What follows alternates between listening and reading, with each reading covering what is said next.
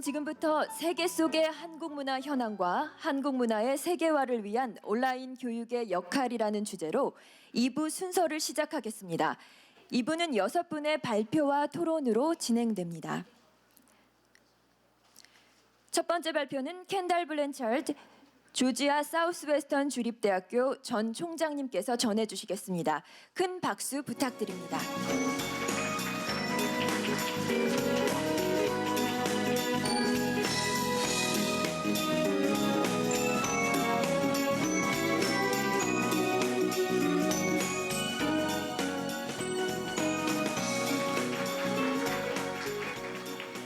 Let me say, first of all, thank you to President Kim for inviting me to be a part of this important event. And also, I'd like to congratulate him and his staff for creating what is proving to be an amazing project, an amazing video online course. This is the first time that I have seen that opening segment.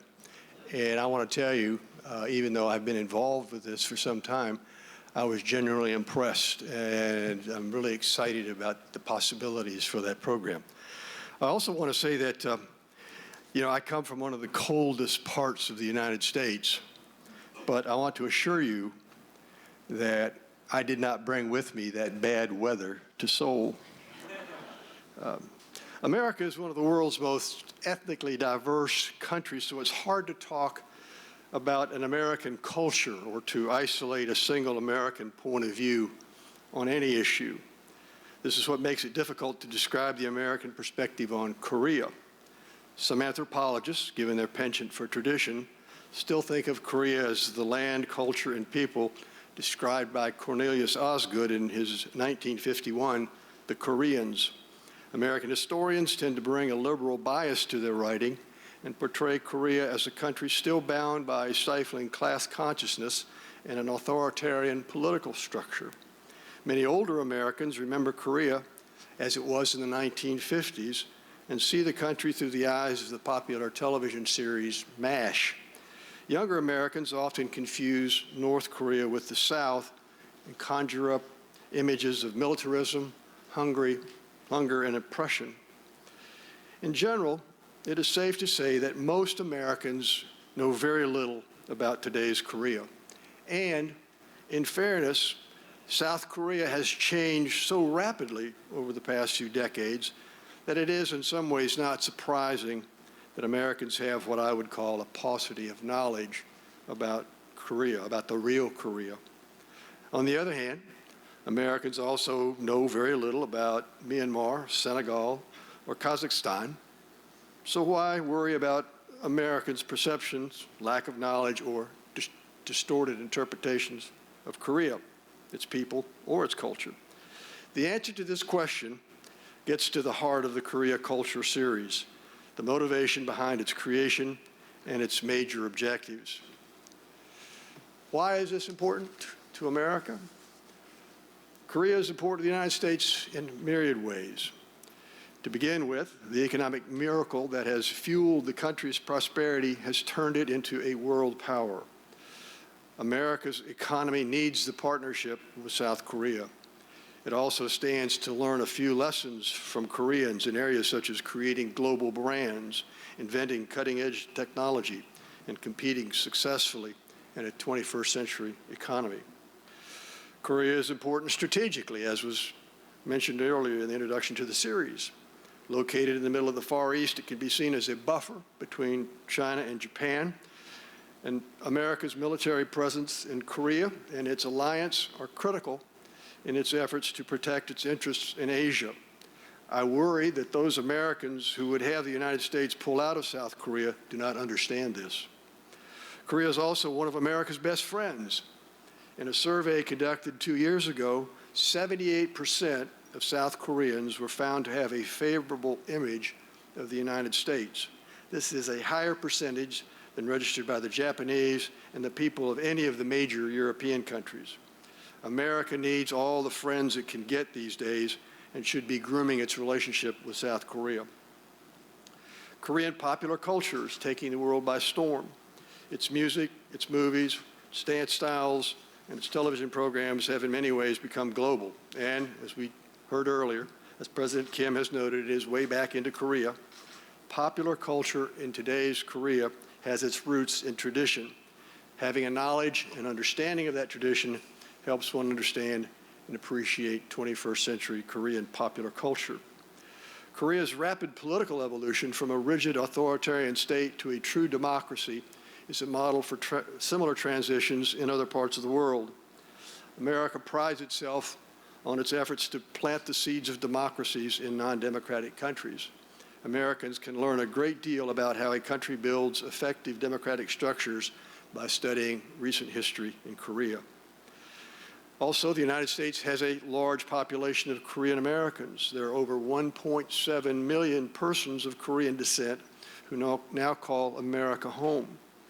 Though relatively small in comparison to other ethnic communities in the United States, this population is noteworthy for its education levels, its contribution to the arts, the sciences, and its belief in the American dream. In this regard, the Korean American community is larger than its numbers suggest. Knowing something about Korea, both its past and present, is important to understanding our Korean American neighbors in the United States. It is also important that Korean Americans know about their history, as Dr. Kim has pointed out earlier. Today, many second and third generation Korean Americans do not speak Korean, nor do they know much about the history and culture of their mother country. Their sense of themselves is well served by their coming to understand their roots and their heritage. As we look at the objectives of the Korean Culture Series, the primary objective, of course, is to educate the rest of the world about Korea, its history, culture, and people. The first edition, as has been noted, of this series is aimed at English speakers, particularly the people of the United States. Related to that is the second objective, and that is an important public relations objective. Specifically, trying to make sure the rest of the world understands the importance of Korea on the world scene, its economy, its technology, its politics, and its popular culture. The goal here is not to exaggerate or distort the facts, not to come across as jingoistic or to promote modern mythologies. The story of modern-day Korea stands on its own, and the Korean Culture Series is not selling Korea, but rather presenting it in a way that distinguishes fact from fiction and reality from myth. Another objective of the course is to expand the outreach of the Cyber University of Korea and underscore the important role this institution plays, not only as a provider of higher education, but also as an ambassador for Korea. The question that we pose at this point is whether or not the Korean Culture Series is successful in achieving its objectives. Obviously, its ultimate success will depend on the response of the public to this online program. At this point, as an American anthropologist and university administrator, I feel good about what I have seen so far. The 14 segments address a wide range of issues from history and social structure to economics, art, and language. Topics are both timely and comprehensive. So anyone working through the series will come away, I believe, with a concise understanding of Korea and appreciation for both what it was and what it has become.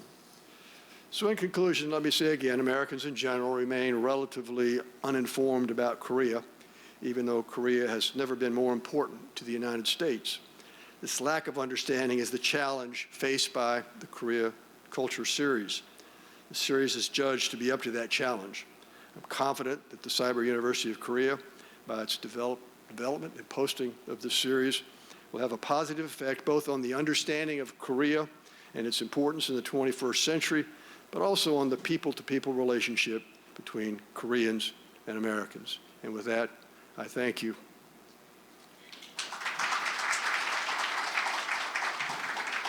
네, 발표 잘 들었습니다. 감사합니다. 두 번째 발표는 김진곤 주중 한국문화원 원장님께서 진행해 주시겠습니다. 큰 박수 부탁드립니다.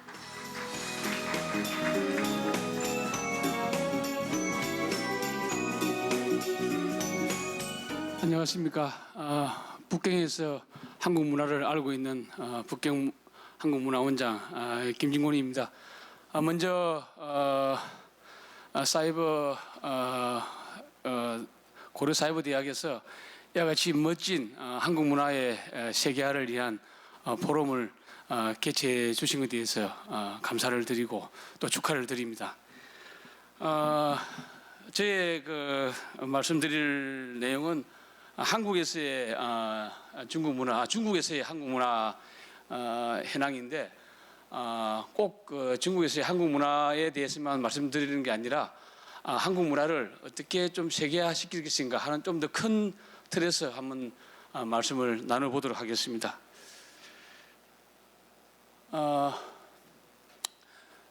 중국에는 대륙에는 크게 보면은 덩수평의 1978년도 개혁 개방 이후에 이제 외래 문화가 들어오게 되는데 그 외래 문화는 크게 미국으로 대표되는 서양 문화 그리고 홍콩 대만 문화, 일본 문화, 한국 문화 등 중국 주변의 문화가 대륙으로 들어오는 형식이 되겠습니다.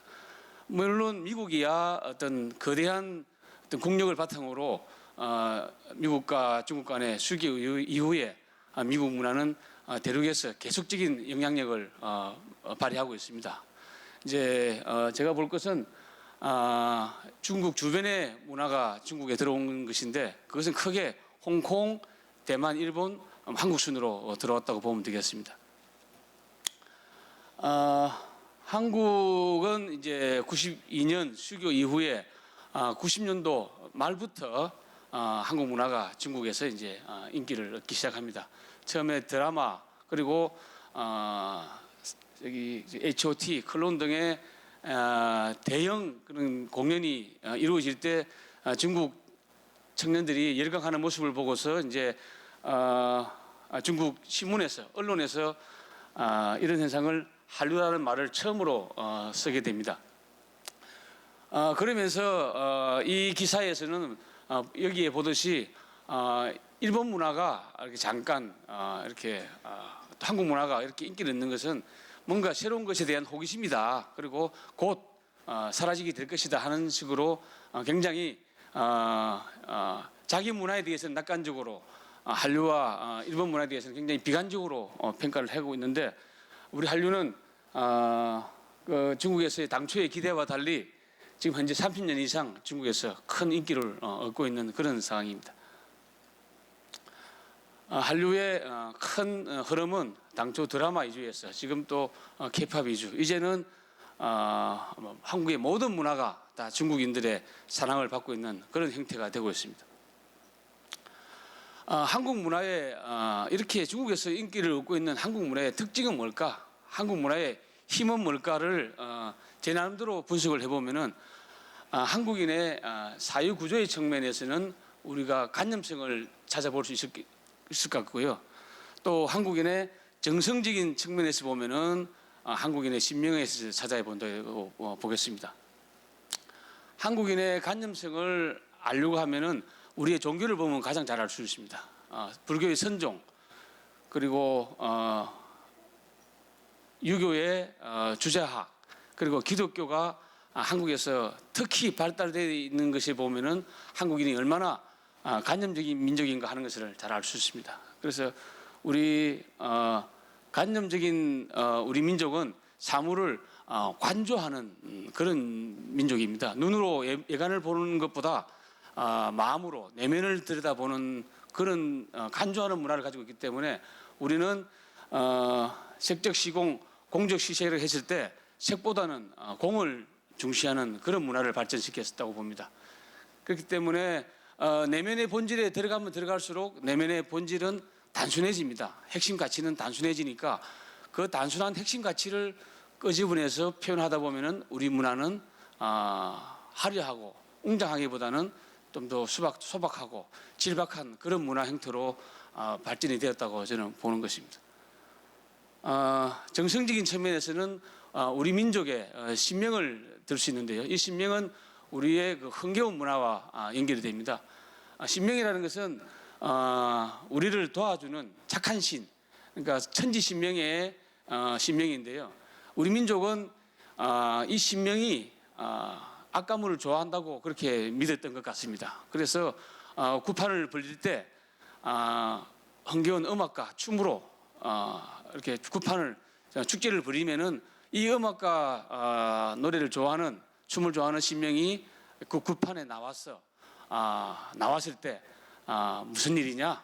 그러면은 무당이 저 지금 애가 문제가 있다. 좀 도와달라. 악기가 지금 괴롭히고 있다. 그랬을 때 신명이 기분이 좋으니까 도와주는 행시.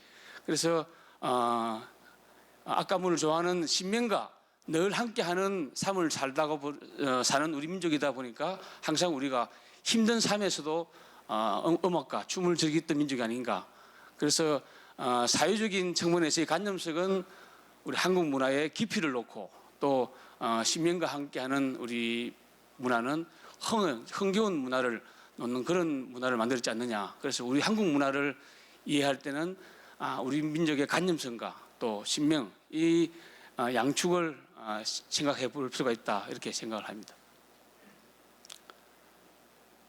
그래서 우리 문화가 우리 콘텐츠가 세계로 나아갈 때 이 깊이 감동을 주는 신명 깊이와 또 흥겨운 신명이 두 날개가 되어서 적절히 조화를 이룰 때 세계인들에게 쉽게 다가가고 또 쉽게 다가가서도 금방 식상하지 않고 계속 남을 수 있는 매력을 끌 수 있는 그런 문화를 만들 수 있지 않을까 생각합니다. 우리 한류의 어떤 지금까지 지내왔던 단계 그리고 앞으로 우리가 추구해야 될 한류의 방향을 제가 5개 S로 한번 정리를 해봤습니다. 스트림, 스토리, 스토리지, 스탠다드, 소울 크게 이렇게 5가지인데요. 처음에 한류는 그 이름에서 보듯이 하나의 문화의 흐름입니다. 한국 문화가 해외로 흘러나가는 흐름. 이 흐름은 대중문화의 특성상 강할 수도 있고 약할 수도 있습니다. 그래서 이 흐름이 지속적으로 형성이 되기 위해서는 한두 개의 흐름만으로 되지 않고 전방위적으로 다양한 문화가 흘러나가서 그 사회에 어떤 하두가 되는 스토리가 되어야 된다. 흐름이 엮어서 스토리가 되고 이 스토리가 현지 사람들 속에 마음속에 몸속에 축적이 됐을 때 뭐 어떻게 보면은 중독이 되었을 때 그것이 스토리가 스토리지가 되어야 된다.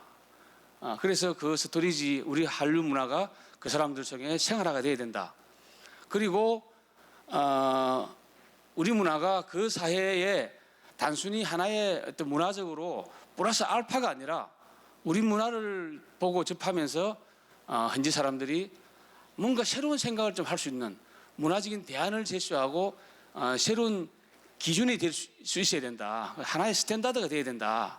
그런 생각을 합니다. 그리고 마지막으로 아까 우리 오세훈 전 시장님께서 김구 선생님의 말씀을 언급을 했지만은 우리 문화가 그 사람들에게 기쁨만 주고 어떤 그런 문화가 아니라 우리 문화를 통해서 현지 사람들의 영혼을 터치하고 더 아름답게 만들어낼 수 있는 그런 소울의 단계를 가야 된다. 이것이 제 나름대로 어떤 정리해본 한류 한국 문화의 어떤 세계화의 하나의 방향성입니다.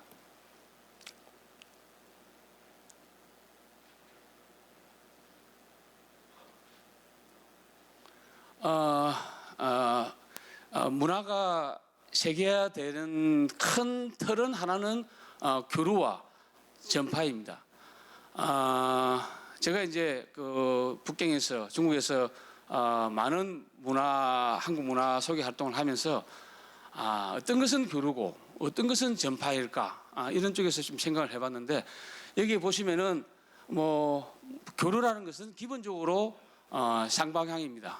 교류의 특성상 그 전파는 일방적입니다. 우리 거를 일방적으로 알리는 겁니다. 이것은 뭐 기독교가 복음을 전파하는 것과 전도하는 것과 같은 이치입니다. 그리고 교류와 전파는 추구하는 목적이 서로 다릅니다. 교류는 특별한 목적을 띠지 않습니다. 그냥 내 거를 보여주고 내 거를 이해시키고 그걸로 끝입니다.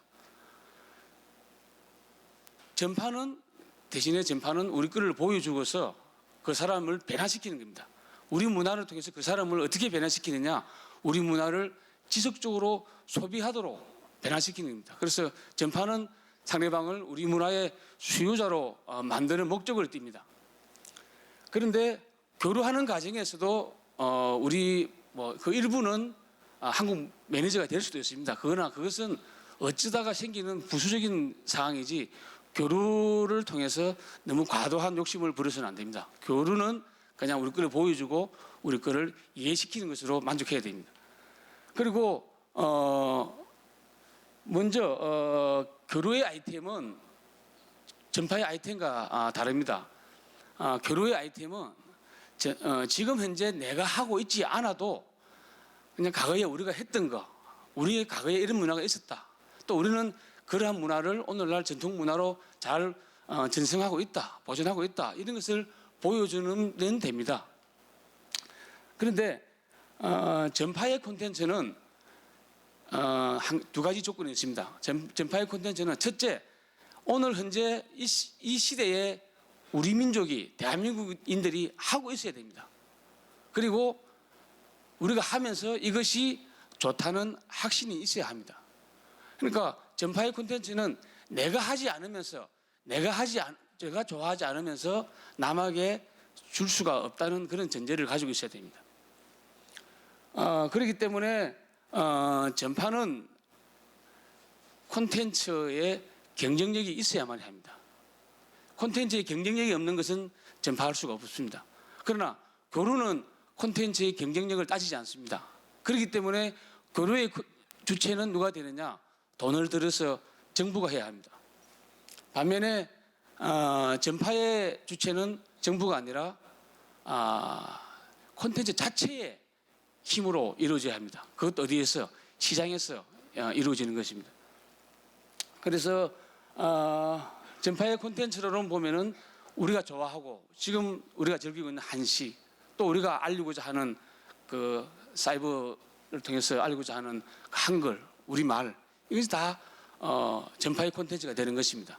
그러나 한복 같은 경우는 지금 여기에 계시는 우리 한국 분들 중에 한복을 입고 있는 분이 한 분도 없지 않습니까? 이것을 세계에 알리는 교류의 콘텐츠는 되지만은 이것을 세계인들 보고 한복이 좋으니까 너희들이 평소에 늘 입어라, 이렇게는 강요할 수 없는 것입니다. 그래서 우리가 이 말씀을 왜 드리냐 하면은 교류의 콘텐츠, 교류의 주체, 교류의 목적, 또 전파의 목적, 전파의 콘텐츠, 전파의 주체를 우리가 정확하게 인식을 함으로써 교류의 콘텐츠를 가지고 전파하려고 힘을 쏟거나 정력을 낭비하는 이런 일이 없이 전파의 콘텐츠는 전파에 맞게 집중을 하고, 또 우리 것을 자연스럽게 알리는 교류는 교류를 자연스럽게 해나가는 이런 것이 필요하다, 이런 생각을 하고요. 다만 정부의 역할은 우수한 콘텐츠가 만들어질 수 있는 여건을 조성해주고, 또 한국 콘텐츠가 해외에 나아가는데 해당 정부에서 여러 가지 규제를 했을 때 그 규제를 풀어서 물꼬를 트워주는 역할을 하고, 그리고 해외에서 우리 콘텐츠의 저작권이 침해당할 때 이것을 잘 보호해주는 이런 역할에 정부 역할이 있지 않느냐. 나머지 전파의 역할은 민간에서 해야 되는 그런 상황이라고 생각합니다. 제가 간단히 말씀을 드렸는데 한국 문화의 세계화의 하나의 큰 우리가 뭐라 그럴까요? 어떤 그런 그 어떤 방향이라 그럴까요? 그것을 좀 제가 폭탄주라는 것에 비해서 한번 제가 말씀을 드려보겠습니다. 뭐 우리 폭탄주 연말이고 하니까 많이 드실 텐데, 우리 한국 문화, 우리가 폭탄주를 마셔보면은 저게 바로 한국 문화 세계화의 하나의 방향성이 폭탄주에 다 들어있구나 하는 생각을 합니다. 첫째, 폭탄주의 맛은 뭘로 마시느냐? 폭탄주의 맛은 소주와 맥주가 들어갔을 때 폭탄주의 맛은 맥주의 맛으로 마신다. 그래서 우리 한국 문화의 세계화를 할 때에 이것이 세계화로 나아갈 때 한국 문화의 맛으로 나아갈 것이냐, 세계 문화의 맛으로 나아갈 것이냐 했을 때는 한국 문화의 맛으로 나가서는 안 되고 나아갈 때는 세계 문화의 맛으로 나아가야 됩니다. 그래서 우리가 소주는 한국을 대표하고 맥주가 서양 문화를 대표한다고 했을 때, 세계 문화를 대표한다고 했을 때 우리가 맥주의 맛을 마시듯이 세계인들이 한국 문화를 접할 때에 한국인 문화인 줄 잘 모르고 세계 문화로 받아들일 수 있는 그런 콘텐츠가 돼야만이 우리 문화가 세계화 된다. 다만 그 폭탄주 안에 한국 문화적인 요소인 맥주를 최대한 많이 부어야 됩니다. 많이 가미를 해서 한국 문화적인 요소가 최대한 들어가야 됩니다. 다만 어디까지 들어가야 되느냐 하면은 한국 문화라는 느낌이 들지 않을 정도로 최대한 그때, 그러니까 폭탄주를 마실 때에 소주를 최대한 많이 부어서 도수를 올릴 때 어디까지 올리냐 하면은 소주 맛이 나시지 않을 정도까지 넣을 때 가장 맛있는 폭탄주가 되듯이 우리 한국 문화도 세계 문화화 시킬 때에 최대한 한국적인 요소를 가미하되 세계인들은 한국 문화가 아니고 세계 문화로 자연스럽게 받아들일 수 있도록 이렇게 할 때 한국 문화가 가장 자연스럽게 세계화되지 않을까 이런 생각을 합니다. 이상 제 말씀을 마치겠습니다. 네, 발표 잘 들었습니다. 감사합니다. 세 번째 발표는 응앤화 하노이 국립대학교 외국어대학 총장님께서 말씀해 주시겠습니다. 큰 박수 부탁드립니다.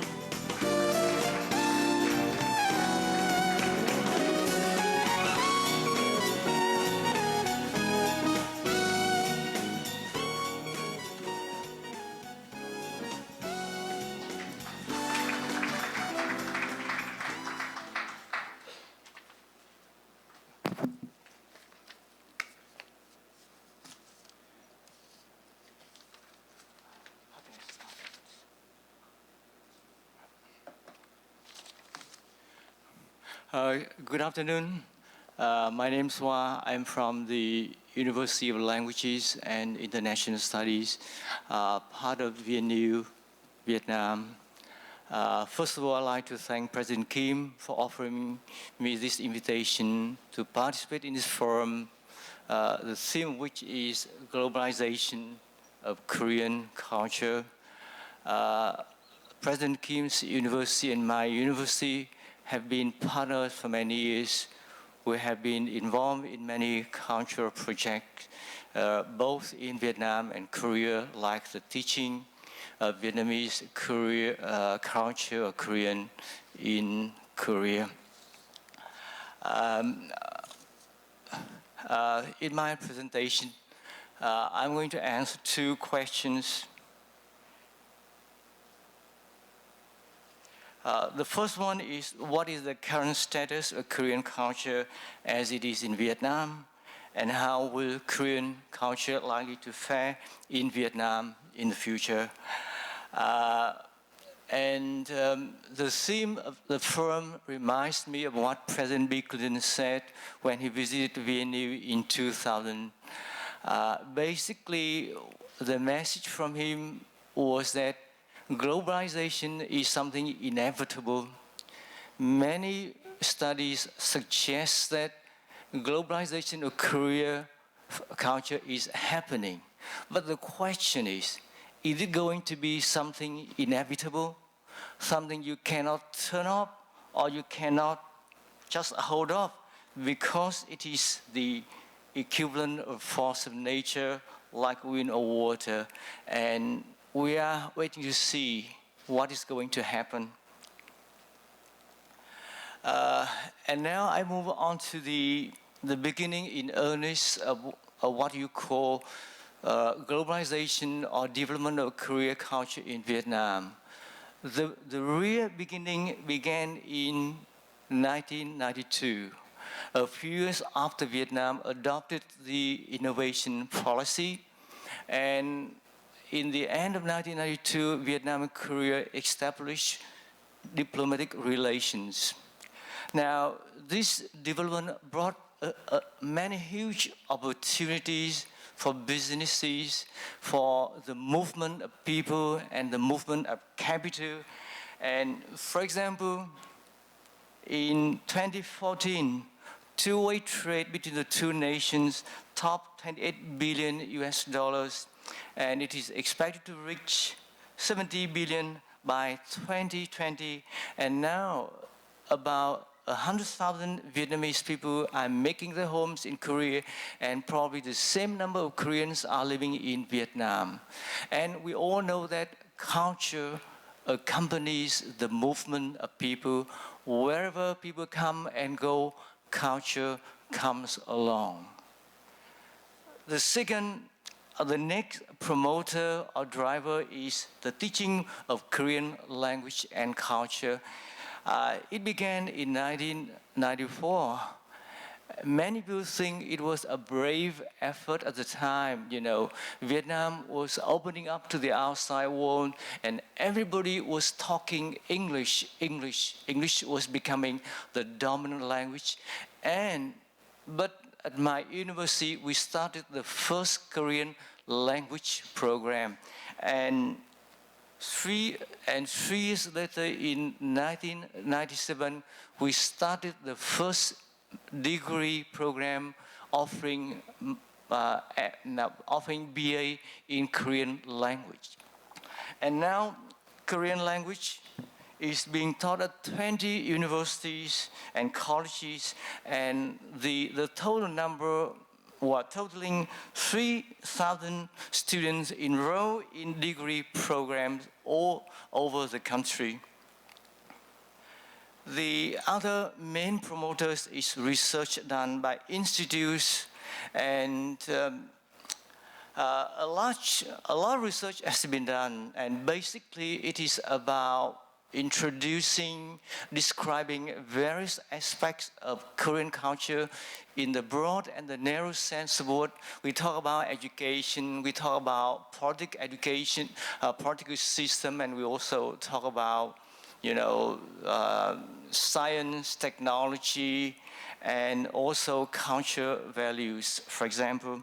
But one of the drawbacks of the research done so far, as summarized by a recent study, that was most research done was general, describing various aspects of Korean culture, drawing upon the work, you know, chops of scholars, most especially Korean ones. And what is lacking is comparative and contrastive studies of Korean and Vietnamese culture. In Vietnam, a lot of people subscribe to the view that Korea and Vietnam share the same culture. That could be wrong, it could be a misconception. The reality is Korea and Vietnam are located in what they call the same cultural context.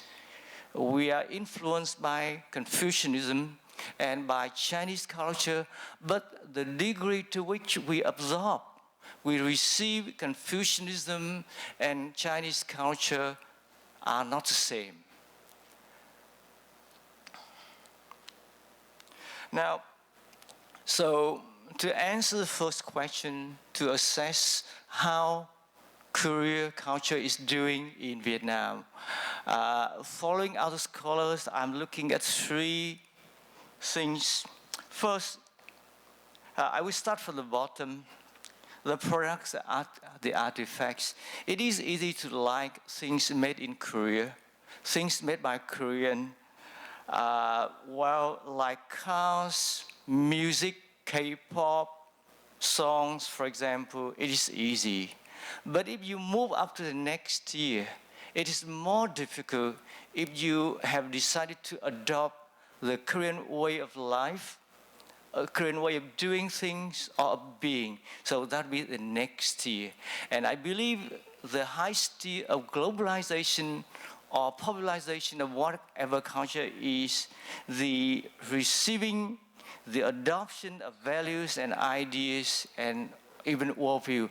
The question is, to what extent have Vietnamese adopted Korean values, positive Korean values, so that they will change they will change the way they conduct themselves or they behave.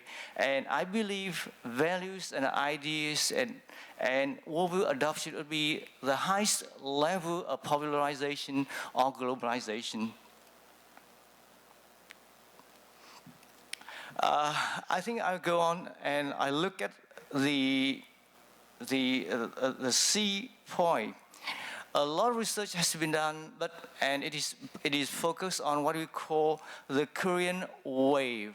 And this focus is mostly focused on to the extent to which Vietnamese are exposed to Korean products like films, cuisine, online game, cosmetics, or K-pop, for example.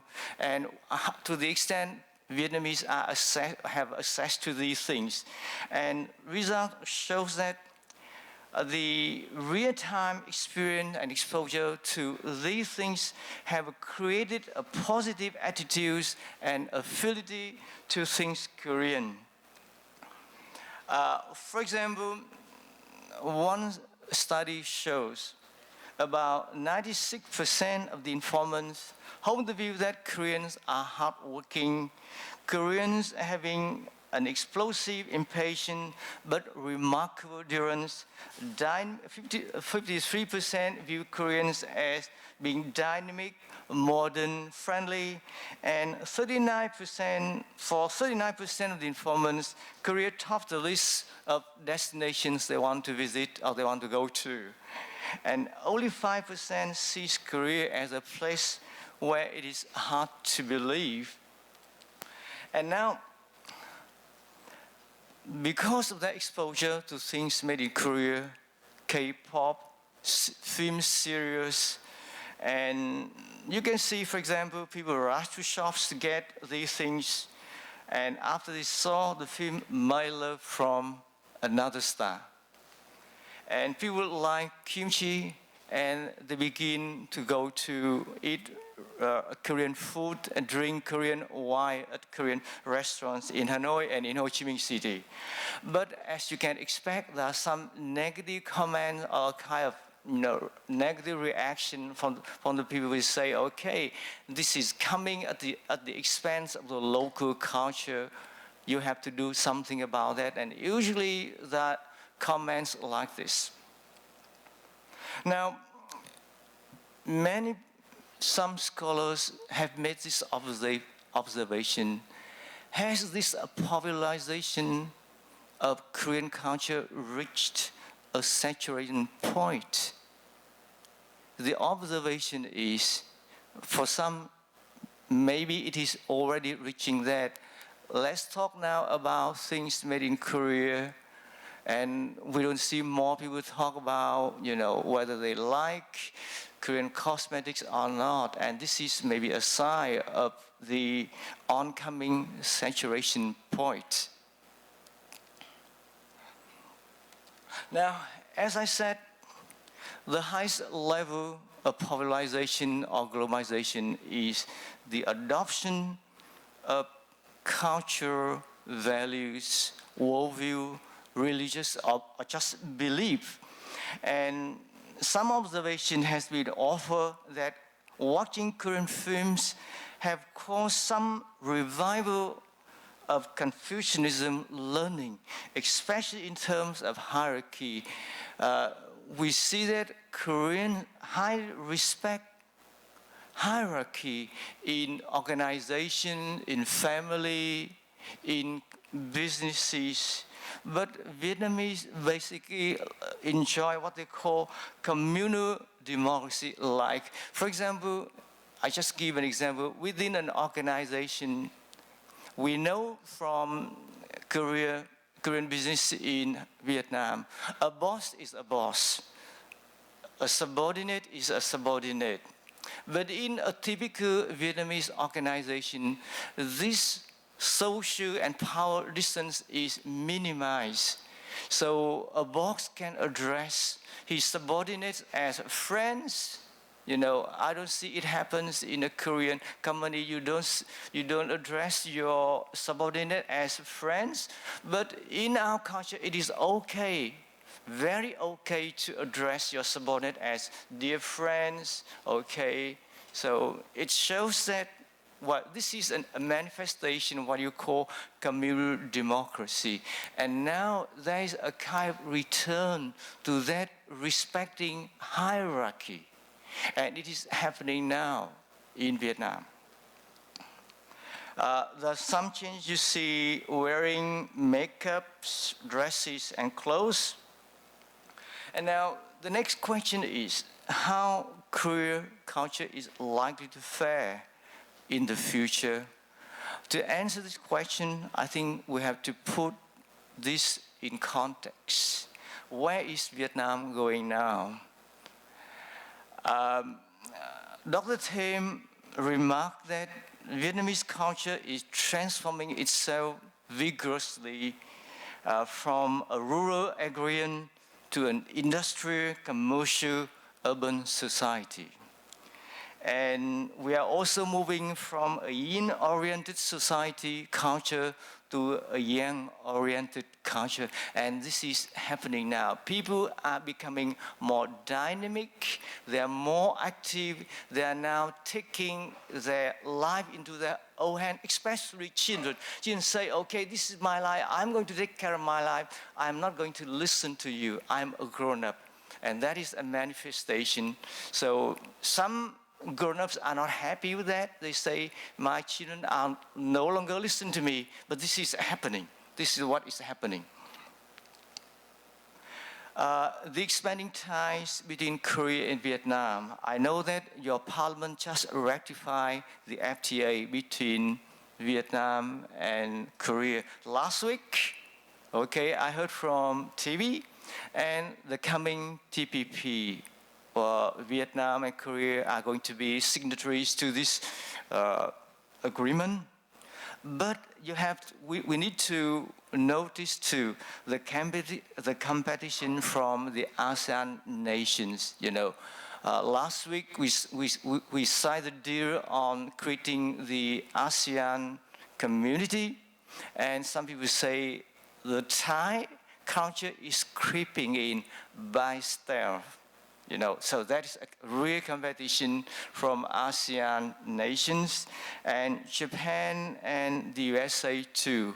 And especially, you know, after the tsunami in 2011, many Vietnamese have come to appreciate Japanese values, you know. There was no looting, there was no fighting for food or ration. People simply stood in a queue even after the aftermath of a tsunami for food, for water, and for medical supply. This is amazing to Vietnamese. And so people now are looking at the way Japanese educate their children about these things. So obviously there's competition too. And I believe we need to overcome the saturation point here. So what needs to be done? I think, as I said before, teaching a language is teaching the culture. It is about educating the culture. So one of the easiest things we can do is we improve to increase the teaching and learning of Korean language and culture. And now Korean language and culture are favored by tertiary level students, but I think we can move down to high school and lower high school, and the effort is now going on. My university have designed a curriculum for teaching Korean in the higher and lower secondary school system, and is now waiting for the approval from the Ministry of Education and Training. And I think if we focus on this, the chances are very good that Korean will be offered to lower and high secondary school students. Of course, we never forget about the culture exchanges, the culture festival, and many activities which are being organized by Dr. Park's Korean Cultural Center in Hanoi. We appreciate the work he has been done in Hanoi on behalf of Korea, and I think his center is doing terrific job. They organize events at least once or twice a month, and I got a lot of invitations from his center. And I believe we have to do research as well. But the kind of research I'm talking about is not just descriptive, meaning telling people in Vietnam about what Korean culture is like. We need to be aware of the similarity and the differences as well, so that we can learn from the differences as well. We can learn from the similarities, right? And one thing which is important is developing intercultural communication competence, whether you like it or not. Vietnam is Vietnam and Korea is Korea. We are different peoples and different nations culturally. So there will be cultural differences we are likely to meet in the process of communication, of doing business, of negotiation. So if we can help people to acquire and to develop this kind of intercultural communication competence, it will help a lot in terms of better understanding, better dealing with people from the other side, for example. And this is one of the things we have to be focusing on. And now I have some final thoughts to offer. It has come a long way, Korean culture to Vietnam, starting in earnest in 1994. Before that, little was known about Korea as a nation and Korea as a culture, except that for people like me, we knew that South Korea was part of a divided nation, and it was on the side with the United States in the Vietnam War, just it. And perhaps people knew a little bit more about North Korea. But now I think that the bottom line now is Vietnamese have developed, they have acquired a very profound knowledge that they know about Korean culture. But the next question is whether you are going to adopt, you are going to receive, to absorb the positive values from culture is what I'm concerned with. Things like Pali Pali, we talk about during the lunch, okay? And President Kim say the attitude of now or never. You do it now, you get your job done now, or you never get your job done now. So that is the basic idea of Pali Pali. I think that is a very positive value. And working hard, that is another thing too. And being very competitive, right, okay? So Vietnamese basically say, okay, you relax, you have done a good job, and time to relax. But it seems Koreans want to keep going on. And that is the good things we hope Vietnamese will receive, adopt. And on the other way around, Korean can take some of the good things from our culture too. It's not just a love of things, but a love of ideas, belief, and values. And that's what I think cultural education should be about. Thank you very much. 네, 발표 잘 들었습니다. 감사합니다. 네 번째 순서는 오충석 주 필리핀 한국문화원 원장님께서 발표해 주시겠습니다. 큰 박수 부탁드립니다.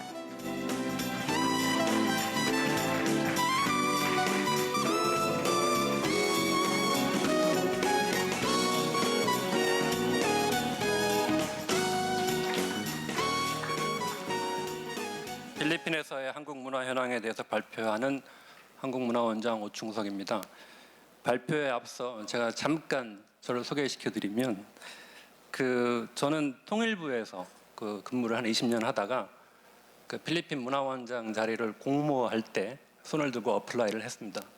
그래서 문화부분하고 경쟁이 됐는데 제가 운 좋게도 돼서 필리핀 문화원장으로 지금 일을 하고 있습니다. 그때 제가 문화원장에 어플라이를 했을 때 그 면접관들이 저한테 질문을 했어요. 왜 문화원장이 되고자 하느냐? 그때 제가 그런 얘기를 했습니다. 우수한 한국 문화를 그 세계에 알리고 싶어서, 특히 한국보다 약간 저개발되어 있는 필리핀의 한국 문화를 알리고 싶다라는 얘기를 했습니다.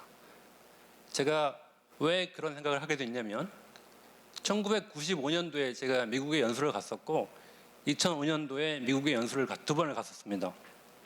근데 1995년도에 미국을 가서 보고 미국은 참 훌륭한 문화가 있구나라고 생각을 했습니다. 뭐냐면 이 은행에 가니까 창구가 여러 개가 있지만 줄을 한 줄로 서 있다가 창구가 비는 대로 한 줄씩 한 명씩 가는 거죠. 그러니까 한 줄 서기 운동을 하고 있었습니다. 근데 당시 한국은 창구가 여러 개 있으면 창구별로 줄을 서고 있었어요. 그래서 앞에 사람이 오래 걸리면 일찍 가도 옆 사람보다 늦게 하는 그런 거죠. 그래서 한 줄 서기 문화, 한 줄 서기가 참 좋은 문화구나라고 생각을 하고 그거를 한국에도 보급해야 되겠다라고 생각을 했었습니다.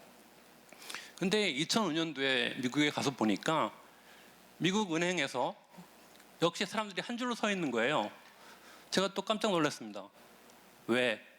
그 사이에 한국은 은행에서 줄을 안 씁니다.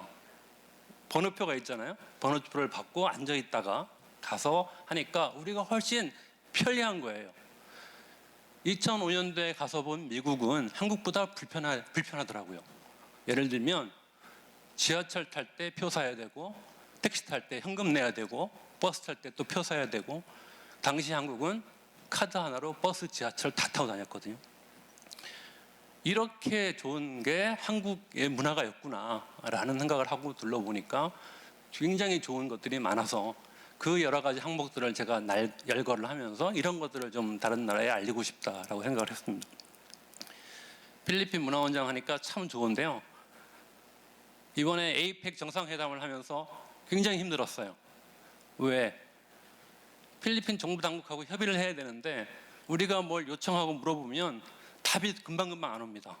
한참을 기다리게 하는 거예요. 우리는 급한데 빨리빨리 결정해서 보고를 해야 되는데 한국은 참 대단한 나라다라는 생각을 다시 했습니다. 본론으로 들어가겠습니다. 제가 오늘 말씀드릴 순서는 그 서론으로 필리핀에 대한 현황 잠깐 말씀드리고요. 한류 열기 시작과 현황 그리고 한국 문화에 대한 필리핀 사람들의 인식 2011년도 당시 조사 상황이고요. 우리 문화원 설립 역할 그리고 문화 관련 행사 평가 및 전망 순서로 말씀드리겠습니다. 여기 계신 분들이 필리핀에 대해서 잘 모르실 것 같아요. 필리핀 하면 혹시 생각나는 게 뭐가 있습니까? 필리핀을 대표할 수 있는 문화 콘텐츠가 뭐라고 생각하시죠? 예? 필리핀 하면 생각나는 건 한국인 많이 죽는 거 이거밖에 없습니까? 필리핀의 문화 콘텐츠는 나는 이거라고 말할 수 있다 하시는 분 한번 말씀해 주세요. 필리핀의 문화 콘텐츠가 뭐가 있을까요? 없나요? 제가 그럼 다 끝날 때쯤 말씀드릴게요. 필리핀은 1500년대 중반부터 한 330년간 스페인의 식민지 통치를 경험했고요. 그 이후에 50년간 미국의 식민지를 경험했고 한 3년간 일본의 통치를 받았습니다. 정치적으로는 이렇게 통치를 받아서 스페인과 미국의 영향력이 굉장히 큰 나라고요. 경제적으로 보면 중국계 상인들이 다 상권을 잡고 있습니다. 그래서 중국의 영향력도 굉장히 큰 나라입니다. 우리나라와는 49년에 국교를 수립했고요. 50년에 파병을 한 나라인데요.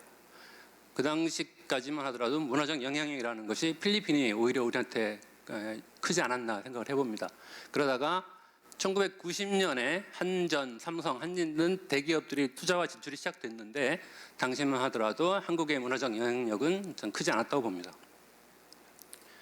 근데 2000년대 초반, 2003년으로 기억을 합니다. 이때부터 한국 드라마가 필리핀에 방영됐고 그다음에 2000년대 후반 K-팝이 들어가면서 2014년, 15년 현재의 필리핀 사람들의 한국 문화에 대한 관심은 대단히 높습니다. 그리고 한국어를 배우려는 사람들이 늘어나고 있고요. 그 통계적으로 보면 필리핀을 방문하는 한국인들이 연간 120만 명입니다. 필리핀 전체의 외국인 방문객이 한 360만 되기 때문에요. 그 한국인이 얼마나 많이 가는 줄 알 수 있습니다. 한 10만 거주하고 있고요. 한국에서 일하는 필리핀 근로자가 한 3만 명 있습니다. 그리고 한국인 남자와 결혼해서 살고 있는 필리핀 여성들이 한 15,000명 있고요. 아까 말씀드렸듯이 2003년에 그 ABS CBN에서 명랑소녀 성공기라는 드라마가 시작이 됐고 GMA에서 가을 동화를 했는데 당시 시청률이 33%대의 높은 시청률이라서 굉장히 폭발적인 인기를 얻었습니다. 그 후로 이 양대 방송사에서 이 한국의 드라마들을 경쟁적으로 방영을 하기 시작을 했고요. 뭐 겨울연가, 천국의 계단, 대장금, 프라우스, 주몽, 저도 잘 모르는 드라마들이 엄청나게 그동안 상영이 돼 있어서 제가 문화원장으로 가서 한국의 드라마들을 다시 보기 시작했습니다. 왜? 필리핀 사람들하고 얘기를 하려니까 한국 드라마를 모르고는 얘기가 안 되는 거예요. 근데 제가 공무원 생활을 하다 보니까 너무 바빠가지고 드라마를 볼 기회가 없었습니다. 근데 필리핀 가서 한국 드라마를 보니까 너무 재밌습니다. 정말로 재밌어요. 예. 프라우스 같은 경우에 평균 시청률 42.3%, 대장금 같은 경우에 최고 시청률 57.4%, 뭐 엄청납니다. 그래서 평균 시청률 30% 이상이라는 건 이 방송계에서는 거의 황금알을 낳는 프로그램들입니다. 그러다 보니까 방송사에서는 한국 드라마를 리메이크하거나 아니면 계속 재방송합니다. 아마 오늘도 하고 있을 겁니다. 예. 그래서 그동안 한 330편 정도의 한국 드라마를 방영했습니다. 그 텔레노벨라, 스페인어로 드라마라는 뜻인데 드라마 시리즈인데 특히 한국 드라마를 좋아해서 코리아 노벨라라고 필리핀 사람들이 부릅니다. 2003년부터 시작해서 한국 드라마가 선풍적인 인기를 끌고 있다가 2000년대 후반, 2008, 9년 정도에 슈퍼주니어 쏘리쏘리라고 하는 노래 아시나요? 예, 이 노래가 오면서 이 3개월 만에 10만 장을 돌파하고 6개월에 걸쳐서 음원 차트 5위권 내에 들어가는 폭발적인 인기를 얻기 시작합니다. 그 후로 방탄소년단, 빅뱅, 엑소, 뭐 슈퍼주니어, 뭐 원더걸스, 뭐 헤아릴 수 없는 많은 그 노래들이 히트를 시작을 하고요. 2NE1의 산드라 박이 필리핀 출신입니다. 혹시 알고 계셨나요? 예. 산드라 박이 필리핀 현지에서 연예인으로 활동을 하다가 한국으로 건너서 활동을 하면서 필리핀에서 영웅시 됐어요. 자기네들이 따갈로그를 할 줄 아는 가수가 있으니까. 그 다음에 원더걸스 노바디라는 노래가 있는데 그 2000년 아키노 대통령이 당시에 선거운동할 때 이 노래를 캠페인송으로 썼습니다. Nobody Nobody But You의 아키노 말고는 없다라는 식으로 해서 아주 선풍적인 인기를 얻었고요. 그 다음에 싸이의 강남스타일도 필리핀 총선에서 그 캠페인송으로 쓰일 정도로 아주 인기를 얻었습니다. 그리고 요즘에 이제 뜨고 있는 게 빅뱅 뭐 이런 친구들이고요. 2015년 5월에 소녀시대와 슈퍼주니어가 마닐라를 방문해서 공연을 했는데 제가 갔었어요. 그 필리핀 아레나에서 하는데 4만 5천 명이 들어가는 대형 공연장인데 한 4만 명 왔더라고요. 그 필리핀 친구들이 이 노래를 따라 부르고 하는데 저 정말 감격스러웠습니다. 예. 저도 모르는 노래를 이 친구들이 따라 부른다니 이게 한류의 힘입니다. 필리핀에서의 K-팝의 힘이고요. 그 K-팝 동호회가 있습니다. 각 가수별로 인기 배우들을 중심으로 이렇게 팬클럽을 형성을 하고 있고요. 그래서 저희 문화원에서 팬클럽들을 대상으로 여러 가지 지원 활동을 합니다. K-팝 댄스 경연대회를 2015년 2월에 했는데 그 청소년들 대상으로, 그러니까 고등학생을 대상으로 했는데 한 4천 명이 와가지고 공연을 즐겼습니다. K-팝 월드 페스티벌이라고 KBS하고 같이 하는 행사가 있습니다. 각국의 이제 K-팝 하는 행사 중에 이제 필리핀 예선인데 작년 8월에 한 150개 팀이 이제 예선에 지원을 해가지고 우리가 한 팀을 뽑아서 서울로 보냈던 적이 있고요. 슈퍼스타 K 아시죠? 예, 슈퍼스타 K 오디션이 2014년에 있었는데 그때는 한 500팀 정도가 예선에 참가를 했습니다. 그래서 2팀 뽑아가지고 한국에 보냈는데 그 중에 한 팀이 미카라고 탑 9까지 올랐던 팀이 있습니다. 예, 트레비 안 보신 분들 잘 모르실 겁니다. 예, 굉장히 인기 있었습니다. 이 정도로 필리핀 내 K-팝의 열기가 대단하고요. 그 다음에 한국 음식, 이제 K 드라마와 K-팝이 인기 있는 거는 이제 다 말씀드렸고, 그 중에 이제 좀 뜨고 있는 게 한국 음식입니다. 그래서 그 한국 브랜드들이 그 많이 필리핀에 들어오고 있고요. 그래서 미스터 김밥 비밥 이런 회사가 있고, 본촌 치킨, 교촌 치킨, 불고기 브라더스, 고기 불고기, 카페베네 뭐 이런 한국의 그 브랜드를 가진 식당들이 프랜차이즈 형태로 필리핀에 많이 보급이 되고 있는 상황입니다. 그 한국문화원에서 그 2013년에 처음으로 이 한국 음식 경연대회를 한번 했었습니다. 필리핀에서. 제가 한국 음식 경연대회를 처음 하면서 과연 필리핀 사람들이 얼마나 한국 음식을 잘 할 수 있을까라는 생각에 좀 걱정이 돼서 한국 식당을 다니면서 홍보도 많이 하고 좀 주변에 알려달라고 했는데, 제가 심사위원으로 참석을 하고 나서 깜짝 놀랐어요. 왜? 필리핀 사람들이 한국 음식을 너무 잘하는 거예요. 너무 잘할 뿐만 아니라 한국 사람은 하지 못하는 한국 음식을 만들어냈습니다. 그때 1등한 친구가요, 27살 그 필리핀 국립대학을 나온 친구인데 전공은 사회학이에요. 근데 한국에 와가지고 10개월 동안 대전에 있는 우송대학의 한식 조리 과정을 다녔어요. 그래서 한식을 잘합니다. 이 친구가 뭘 만들었냐면 삼계탕을 만들었는데, 우리가 아는 삼계탕은 큰 그릇에 닭 넣고 삼 넣고 찹쌀 넣고 뭐 대추 넣고 해서 한꺼번에 끓여내는 삼계탕이었는데, 이 친구가 만든 삼계탕은 전혀 다른 삼계탕입니다. 어떻게 했냐?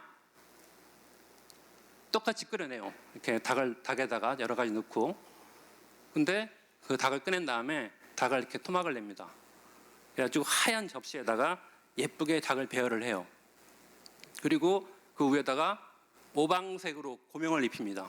그러니까 노란색 계란, 파란색 그 파 뭐 이런 거, 빨간색 고추 이렇게 해가지고 오방색으로 딱 한국의 맛을 딱 표현하고, 스프는 따로 끓여서 하얀 주전자에다가 넣어가지고 먹기 전에 이렇게 부어줍니다. 그러니까 이게 양식 같아요. 이 삼계탕이 한국식 삼계탕이 아니라 서양식 삼계탕 같은 느낌을 들지만 삼계탕은 삼계탕이죠. 그 친구가 1등을 했고요. 한국에서 하는 본선에 와서도 불고기를 해서 2등을 했습니다. 이 정도면 한국 사람보다 낫다라고 생각을 했어요. 올해도 했더니 대단하더라고요. 그래서 앞으로 한국 음식이 필리핀 내에서 가능성이 있다, 저는 이렇게 보고 있습니다. 그 필리핀 사람들이 한국 문화를 어떻게 생각하는지에 대해서 조사한 게 있습니다. 이게 2011년 자료라 조금 옛날 거긴 하지만 참고로 좀 말씀드릴게요. 그 한국 문화를 받아들이겠느냐 했을 때 82%가 그렇다, 개방도가 높고요. 한국 문화가 좋다고 생각하느냐? 그렇다. 75% 정도가 한국 문화에 대해서 매력적으로 생각합니다. 이거는 북미나 일본 문화보다 높은 수치입니다. 한국 문화를 어떻게 알게 됐느냐라고 물어보는 질문에는 81%가 TV를 통해서라고 얘기를 합니다. 드라마나 이제 K-팝의 영향이 큰 거였고요. 그 중에 한 28%는 입소문, 23%가 인터넷이라고 얘기를 합니다. 특히 인터넷이라고 얘기하는 사람들은 젊은 층, 여성층이 많았습니다. 한국 문화에 대한 콘텐츠 인지도에서는 아까 말씀드렸듯이 K-팝, K-드라마, 그리고 한국 음식에 대해서 이해도가 높고요. 전통 문화나 언어에 대해서는 그 당시에 높지 않았고요. 그 당시에 2011년 당시에 제일 인기 있었던 드라마가 아마 제빵왕 김탁구였던 것 같아요. 69%의 인지도를 보였고요. 대장금 31%, 아내의 유혹이 23%. K-팝 가수 중에는 원더걸스가 48%, B가 42%, 트웬티원이 35% 이렇게 조사가 됐고요. 한국 음식에 대해서는 김치가 73%, 인삼이 22%, 소주가 10% 이렇게 나왔습니다. 2011년 자료라서 앞으로 다시 한번 이런 조사를 해볼 필요가 느껴집니다. 한국 상표 브랜드는 삼성, 기아, LG, 태권도는 거의 다 알고 있고요. 96%니까. 한국 전통 문화에 대해서는 한복이 제일 많았고 다른 것들은 크지 않습니다. 근데 되게 이때 조사를 해보니까 한국 자체에 대한 정보가 부족하거나 왜곡돼 있다는 걸 좀 느꼈습니다. 그러니까 한국 국기를 본 적이 있는 사람 중에 한 37%가 북한의 국기로 인식을 하고 있고요. 한국 드라마와 대중가요가 노스코리아 거라 생각하는 사람들은 21%가 됩니다. 또 재밌는 건 한국 문화에 대해서 긍정적인 견해가 한 72%인데 부정적인 견해도 한 28%가 나왔어요. 그래서 왜 부정적이라고 생각하냐 그랬더니 한국 사람들의 거친 말과 행동 이런 것들을 얘기했습니다. 그래서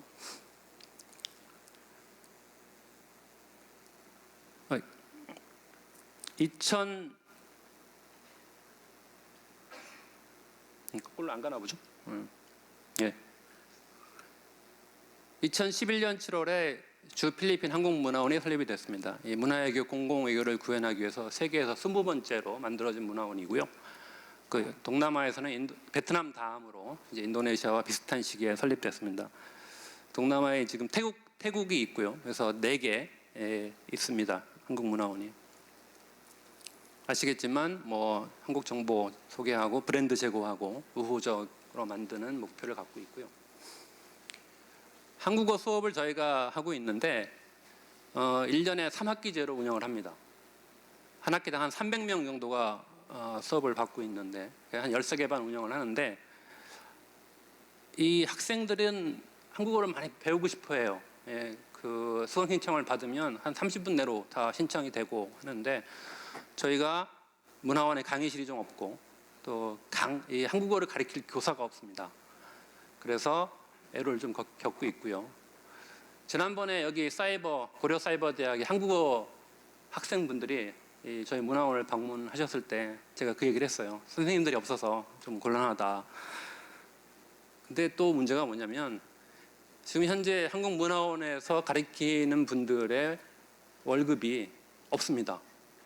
그 자원봉사 형태로 해서 그 소정의 교통비 정도 받고 있기 때문에 그거 갖고 생활이 안 되죠. 예. 그러다 보니까 현지 교민 중에 한국어 교사 자격증 있는 분들을 선택해서 하고 있는 상황입니다. 따라서 그런 것들이 한국어 보급과 함께 한국어 교사가 확충되려면 그런 기반들이 같이 바뀌어져야 되겠다는 걸 하고 있습니다. 그 한국어 수업을 하고 있는 필리핀 친구들이 왜 한국어를 배우냐라는 질문에 한 50% 이상이 이 한국의 대중문화, K-팝이나 K-드라마를 이해하려고 이렇게 배운답니다. 오히려 한국의 취업이나 유학, 결혼 이런 것들의 비율은 낮았는데요. 요거는 이제 한국문화원에 오는 학생들의 특징이고 그 다른 세종학당이나 한국학습장 같은 경우에는 취업이나 결혼 목적도 많이 있습니다. 한국문화 수업도 하고 있는데요. 저희가 그 전통무용, 사물놀이, 가야금, 태권도, K-팝 댄스 이런 것들을 다 가르치고 있습니다. 그 최근에는 한국 화장 또는 한국 패션 이런 쪽에도 굉장히 관심을 갖고 있고 특히 작년에 이재스민 의원을 초청을 해서 이렇게 한국 문화 강연을 하게 했더니 학생들이 굉장히 반응이 좋았습니다. 도서관도 있어서 한 6천여 정도의 도서와 DVD들을 구비하고 한국을 소개하고 있고요. 그다음에 이제 이 한국 영화도 틀어주고 한국 K-팝 콘서트도 틀어주고 또 팬클럽 미팅도 지원하고 홈페이지, SNS 이런 뉴스레터를 통해서 한국 문화를 전파하고 있습니다. 한국 문화 관련 행사를 더 간단히 소개해드리면 저희가 코리안 필름 페스티벌을 하고 있습니다. 한국 영화제를 하고 있는데 한국에서 한 7편 정도 영화를 가져와서 이제 무료로 이 SM 시네마하고 연계해서 각 지역, 그러니까 다바오, 일로일로, 세부, 마닐라 이런 영화관에서 무료로 상영을 해주고 있는데 가면 한 2시간씩 줄을 섭니다. 이 다음 영화를 보기 위해서. 그 정도로 인기가 많고요. 필리핀 영화진흥위원회 사람들을 만났더니 필리핀 영화진흥위원회 사람들이 저한테 물어보는 거예요. 70년대까지는 필리핀 영화가 한국보다 훨씬 앞서 있는데 지금은 필리핀 영화가 사양 산업이라는 겁니다. 근데 한국 영화는 되게 잘 나가고 있다. 그래서 도대체 그 이유가 뭐냐? 라고 물어보길래 제가 답을 잘 못했어요, 솔직히. 여러분, 한국 영화가 이렇게 잘 나가는 이유가 뭐죠? 근데 이런 거, 그 다음에 또 저희가 찾아가는 한국문화축제에서 각 대학교를 방문해서 그 한국문화에 대한 특강과 한국 홍보 영상 보여주고요. 영화도 보여주고 음식 맛보기도 하고 있고, K-팝 콘서트는 뭐 아까 말씀드렸듯이 많은 가수들이 옵니다. 백지영, 김범수, 이은미 이런 중견 가수들도 와서 공연하고 갔고요. 한국어 말하기 대회도 저희가 매년 실시하는데 이 지역별로 예선을 거쳐서 하다 보니까 굉장히 우수한 학생들이 참가를 하고 있고 퀴즈 대회도 하고 있고요. 또 문화교류 축제 해가지고 한국 공연팀, 필리핀 공연팀 같이 공연하고 또 말하는 것도 우리가 한국 사람이 따갈로그 말하고 필리핀 사람들이 한국말 하고 있고 특히 올해에 그 뮤지컬 춘향전을 한복 패션쇼와 같이 연계해서 필리핀 학생들이 우리말로 뮤지컬 춘향전을 또 한복 패션쇼를 진행한 바 있습니다. 각종 전시회 하고 있고요. 또 한인의 날, 한국의 날 행사들도 지금 되고 있고, 그다음에 한국 유학 설명회, 한국 관광 설명회, 뭐 TV 프로그램 설명회 등등도 지금 문화 행사 등으로 이루어지고 있습니다. 마지막으로 평가 및 전망을 말씀드리면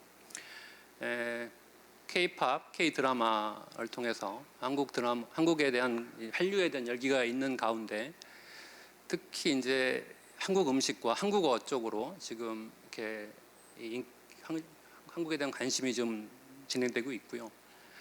한국어는 아까 말씀드렸듯이 그 관심에 비해서 공급이 어려운 상황이라는 거. 그래서 이 사이버 학습 등을 통해서 여기 바른 한국어를 만드셨다고 하니까 제가 사실 잘 몰랐어요, 오기 전까지는. 근데 오면서 바른 한국어가 있구나라는 걸 알게 돼서 앞으로 이렇게 활용하려고 하고요. 또 한국 영화도 앞으로 드라마가 됐다는 얘기는 영화도 될 가능성이 높기 때문에 확대하려고 하고 있고, 그다음에 이제 콘텐츠 다양화를 제시하고 싶은데 우리 김정순 춘장님이 좋은 책도 내시고 사이버 대학에서 이런 콘텐츠를 활용한다고 하니까 저희들도 적극 활용할 생각입니다.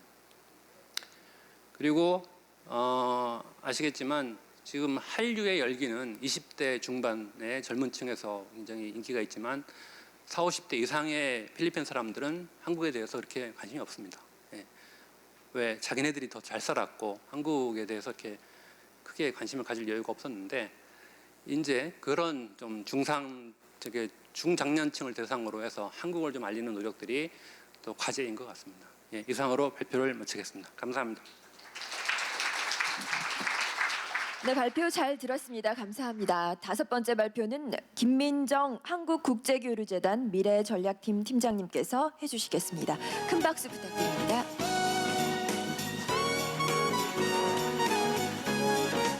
네, 안녕하십니까. 한국국제교류재단의 미래전략팀 김민정 팀장입니다. 원래 이 자리는 저희 이제 이사님이 오시는 게 맞는 자리인데요. 일정상 제가 오늘 발표를 맡게 되었습니다.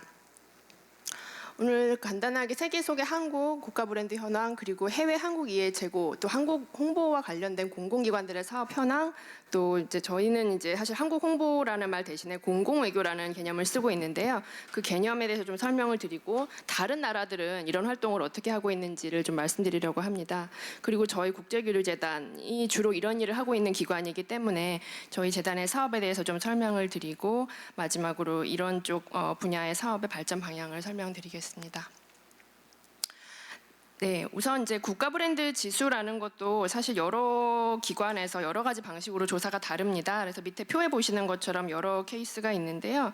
뭐 대체로 한 26위, 27위권으로 보시면 될 것 같습니다. 우리나라 GDP가 13위권인 것에 비해서는 브랜드가 27위 수준이니까 좀 격차가 있다고 볼 수 있고요. 예전에 이제 국가 브랜드 위원회에 있을 때 삼성경제연구소와 함께했던 지표에서는 2012년에 한 17위까지도 올라간 적이 있습니다만 최근에는 조사는 중단된 것으로 알고 있습니다. 또 BBC에서 조사한 결과가 하나 있는데요. 세계 24개국 국민 2만 명을 대상으로 조사한 건데 아무래도 뭐 앞서 말씀하신 것처럼 동남아라든가 뭐 한류가 좀 인기 있는 지역들도 꽤 있지만 사실 그렇지 않은 지역들까지 다 포괄하는 조사이기 때문에 여기서는 긍정적이다가 38%, 부정적이다가 34% 정도로 나오고 있습니다. 물론 긍정적이다라는 게 한 5년 전 대비는 상당히 좀 올라가고 있는 추세인데요. 부정적이라고 답해하는 사람들의 그 머릿속에 있는 이미지는 북한이 제일 큰 부분입니다. 그래서 코트라가 또 이제 유럽에서 비슷한 조사를 한 적이 있는데 한국 하면 떠오르는 키워드를 꼽아봐라 했을 때 주로 삼성, IT, 뭐 핸드폰, 자동차, 그다음에 이제 북한, 북한 요소가 크기 때문에 이제 뉴스를 통해 접하는 분들은 한국에 대한 부정적인 인식을 또 그런 부분에서 많이 갖게 된다고 합니다. 저는 오늘 말씀드린 이제 중요 내용은 이제 오늘 뭐 보신 것처럼 고려 사이버대 같은 이런 여러 학교나 민간에서도 다양한 활동을 하고 계시지만 아무래도 저희 같은 공공부문에서 해외 한국 문화를 알리기 위해서 가장 많은 활동들을 좀 하고 있습니다. 그래서 어떤 기관이 어떤 활동을 하고 있는지를 좀 종합적으로 좀 말씀을 드리려고 하고요. 그 여러 가지 정보를 다 넣다 보니 표가 상당히 빡빡해진 감이 있는데 그 자료집을 좀 참고해 주셔도 좋을 것 같습니다. 제가 속해 있는 한국국제교류재단은 외교부 산하기관이고요. 잘 아시는 이제 코이카랑 저희랑 또 재해동포재단 이렇게 세 개가 외교부 산하 3개 기관으로 각각 역할을 나눠서 하고 있지만 뭐 주로는 해외 한국에 대한 이해를 높이고 뭐 각국과의 우호친선을 증진하는 역할을 하고 있습니다. 문화부, 문화체육관광부 쪽에 해외문화홍보원, 또 세종학당, 또 교육부 산하에서도 한국학중앙연구원이라는 곳에서도 해외 한국학이나 한국 홍보와 관련된 활동들을 다양하게 하고 있습니다. 물론 이제 여러 부처와 여러 기관이 일을 하다 보니까 뭐 가끔 유사중복 지적이라든가 좀 비효율성에 대한 지적도 있습니다만 사실 거꾸로 보면 이렇게 많은 기관들이 활동을 하고 있는데도 불구하고 사실 빈 부분이 굉장히 많고 부족한 점이 많습니다. 그래서 그런 만큼 저희는 아직까지는 이제 여러 기관들이 서로 업무를 조율해서 겹치지 않고 가장 효율적인 방법으로 운영되도록 정책 협의를 한다든가 업무 조정을 하는 형태로 유지를 하고 있습니다. 한국을 홍보하고 한국 문화를 알리는 다양한 방법들이 있는데요. 그중에 이제 제일 큰 부분으로는 해외 한국학 진흥과 한국어 교육이 있습니다. 한국학이나 한국어나 이제 저희 같은 경우는 해외 대학의 교수직, 교수 자리를 만들면 사실 그 교수님이 뭐 퇴임하시거나 이직을 하셔도 다른 분으로 이제 대체가 되는 형태고요. 또 개도국 같은 경우는 사실 교수 자리를 만들기까지는 법적, 제도적 또 이제 재정적 상황이 안 되기 때문에 저희가 국내에서 공모를 통해서 한국어를 가르치거나 한국학을 가르칠 개공 교수님들을 파견하고 있습니다. 또 뒤에서 잠깐 설명드릴 뭐 이스쿨이라는 약간 온라인 프로그램도 있고요. 또 비정규 과정, 그러니까 제가 지금 말씀드린 국제교류재단이나 한국학중앙연구원에서는 주로 해외의 대학 정규 과정을 대상으로 한 한국학을 지원을 하고 있는 반면에 세종학당이나 한국학교, 한국교육원 등에서는 비정규 과정, 일반인들의 대상으로 한 일반 한국어 교수 쪽을 지원을 하고 있습니다. 또 뭐 코이카에서도 한국어 교육 봉사단원 같은 걸 파견해서 한국어 강의를 좀 돕고 있습니다. 또 한국학 안에서도 또 그렇게 해외에서 뭐 강의를 여는 것 이외에도 그 좀 더 심층적으로 연구하고자 하는 그쪽 석박사 과정생이라든가 또 교수님들을 한국으로 초청해서 한국어 연수를 하거나 또 연구를 지원하는 펠로십을 운영하고 있고요. 뭐 일본이나 사실 다른 나라들도 뭐 풀브라이트 펠로십이 가장 뭐 유명한 미국의 이제 이와 같은 펠로십이고 저희 같은 경우는 뭐 그런 거에 벤치마킹한 펠로십이라고 할 수 있습니다. 한국학에 국한되지 않으면 이제 국립국제교육원 같은 경우도 큰 외국인 장학금 글로벌 코리아 스칼러십을 운영을 하고 있고요. 저희는 이제 해외 정책 연구소, 사실 대학뿐만 아니라 싱크탱크 쪽도 굉장히 한국에 대한 연구가 많이 필요한 부분입니다. 그래서 좀 그쪽에 정책 연구소의 지원도 많이 하고 있습니다. 또 해외 도서관에 한국 자료가 많이 보급되도록 하고 있고요. 또 중등학교에서 사실 중등 교사들이 교육을 잘 받으면 그들이 이제 수업 현장에서 미국 해외 청소년들한테 한국에 대한 얘기를 많이 좀 제대로 전달할 수 있게 됩니다. 그래서 교육자들을 초청하는 워크숍도 하고 있고요. 또 이제 박물관 한국시를 해외 박물관 이제 주요 박물관 같은데 한국시를 설치하거나 한국 전시를 지원하고 또 한국 공연단을 파견한다든가 하는 여러 가지 활동들을 하고 있습니다. 뭐 아무래도 이쪽에서는 해외 한국문화원들이 문화홍보원 쪽에서도 많은 문화 행사들을 하고 있고요. 문체부사나 뭐 예술경영지원센터라든가 하는 곳들에서도 국내 예술단체 해외 진출 지원이라는 차원에서 약간 서로의 목적이 조금씩 다르지만 크게는 이쪽 분야에서 활동을 하는 기관들입니다. 또 이제 한국 관련된 해외에서의 그 이해를 좀 심층적으로 하기 위해서는 사실 어떤 출판이나 영상물 제작과 또 배포가 중요한데요. 저희 같은 경우는 국내 유일하게 9개국어로 발간되고 있는 코리아나를 꾸준히 내고 있고요. 또 한국 속의 출판 지원이라는 프로그램의 일환으로 사실 오늘 앞에 소개된 그 한국문화 콘텐츠 소개 영상에서 잠깐 나왔지만 오늘 김종순 총장님의 그 원래 책 예전 김치 앤 IT 그리고 웨이백 인투 코리아 같은 경우도 저희 재단이 출판 지원을 해서 발간이 되었고 저희는 그 책을 또 해외 각국의 주요 도서관에 전부 다 배포를 했습니다. 그래서 아마 해외 각국의 메이저급 대학들 도서관 가보시면 그 책이 많이 꽂혀 있을 겁니다. 또 한국 영화 드라마 한류와 관련돼서도 공공기관들이 좀 생각보다 많은 활동을 하고 있습니다. 사실 일반인들은 뭔가 시장성 자체에 의해서 인기가 있는 부분으로만 생각하는 부분이 많은데요. 물론 아시아에서는 그게 사실이고요. 시장성 그 매력 자체로 많이 이제 인기가 있어진 부분이 있지만 뭐 사실 중동이라든가 중남미 뭐 이런 쪽에서는 저희 같은 국제교류재단 또 해문홍보원하고 또 콘텐츠진흥원 이런 곳들에서 사실 왜냐하면 한 10년 전만 해도 그렇게 드라마 같은 거에 대한 수요가 중남미라든가 아랍권에서 있을 거라고는 사실 많이 생각하진 않았어요. 그때 이제 방송국에서도 별로 좀 뭐 반응이 있겠느냐, 뭐 힘만 들다 하면서 반응이 안 좋을 때 저희 같은 공공기관들은 사실 이제 영리성은 추구하지 않고 한국 문화를 알리는 것 자체가 목적이기 때문에 조금 뭐 앞선감은 있지만 스페인어나 아랍어로 더빙을 해서 그 나라 공관, 제외 공관을 통해서 그쪽 뭐 국영 TV나 이런 데를 접촉해서 방영을 하게끔 만든 것이 그런 작업들을 했던 것이 한 10년 전이고요. 그걸로 인한 결과물들이 최근에 굉장히 많이 나오고 있는 것 같습니다. 또 마지막으로 이제 인적 교류를 통한 한국 알리기 프로그램으로 다양한 이제 해외 주요 문화계 인사라든가 뭐 정치인들, 언론인들을 초청하는 여러 가지 사업들을 또 몇몇 기관에서 하고 있습니다. 또 청소년 교류와 또 이제 25세 이상 청년 교류 같은 경우 주요 국가와 또 정상회담 후속 조치 같은 걸 통해서 뭐 예를 들면 한중간에 뭐 작년에 정상회담 하고 나면 매년 뭐 100명씩이 서로 교류한다 이런 게 이루어지기 때문에요. 그런 쪽의 인적 교류를 통해서도 간접적으로 한국 문화가 홍보되는 활동들이 있습니다. 또 글로벌 인턴십 프로그램을 운영을 하고 있고요. 앞에 저 필리핀 문화원장님 자료에서 잠깐 문화외교 공공외교 말이 나왔는데요. 사실 해외 문화 홍보라고도 부르지만 이제 조금 유사하면서 약간 다른 개념으로 저희는 공공외교라는 조금 더 최근 트렌드에 맞는 개념을 쓰고 있습니다. 정부와 정부가 하던 전통 외교가 아니라 해외 대중을 대상으로 우리의 문화예술, 지식, 미디어, 언어 같은 거 다양한 요소를 통해서 외국 대중에게 한국에 대해서 알리고 또 한국을 지지하게 만드는 그런 활동을 공공외교라고 부르고 있습니다. 그것과 함께 가는 개념이 소프트 파워이고요. 기존의 정무외교, 경제외교가 하드 파워라고 한다면 공공외교가 이제 소프트 파워인 개념입니다. 이 두 가지가 결합되면 스마트 파워고요. 그래서 한국 같은 약간 좀 규모가 작은 나라일수록 사실 스마트 파워의 중요성이 상당히 증대되고 있습니다. 또 해외 나라에서들도 이런 유사한 활동들을 많이 하고 있는데요.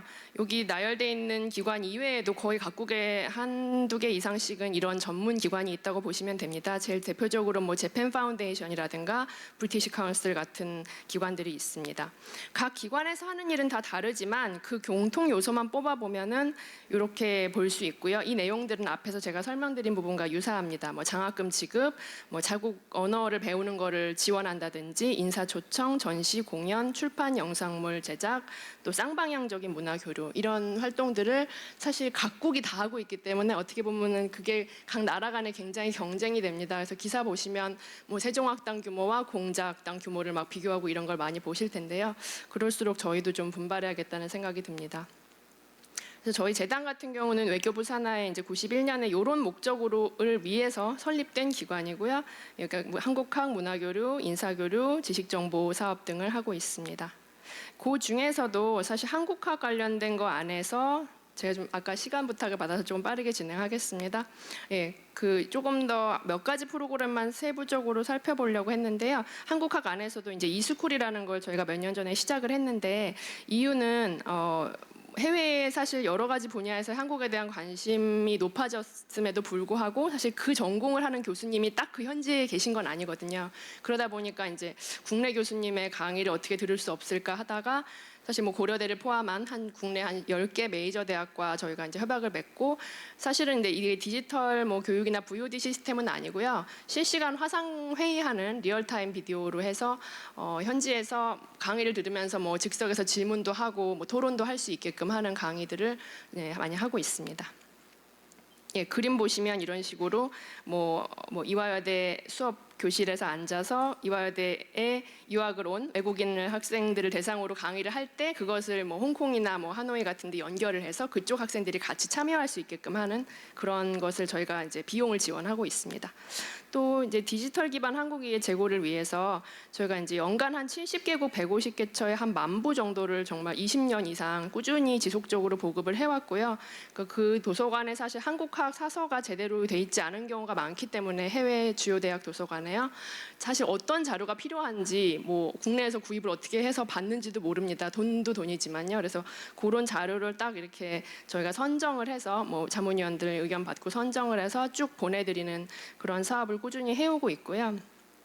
밑에 보시면 이제 저희 이북.kf.5월.kr 들어오시면 코리아나를 비롯해서 여러 가지 그 베트남, 몽골, 카자흐, 인도네시아 등 4개국의 경우는 현지어로 된 한국어 교재가 이북으로 또 잘 나와 있습니다. 이거 국민은행 이제 기부금 사업으로 몇 년간 진행이 됐었고 좀 좋은 반응을 얻었고요.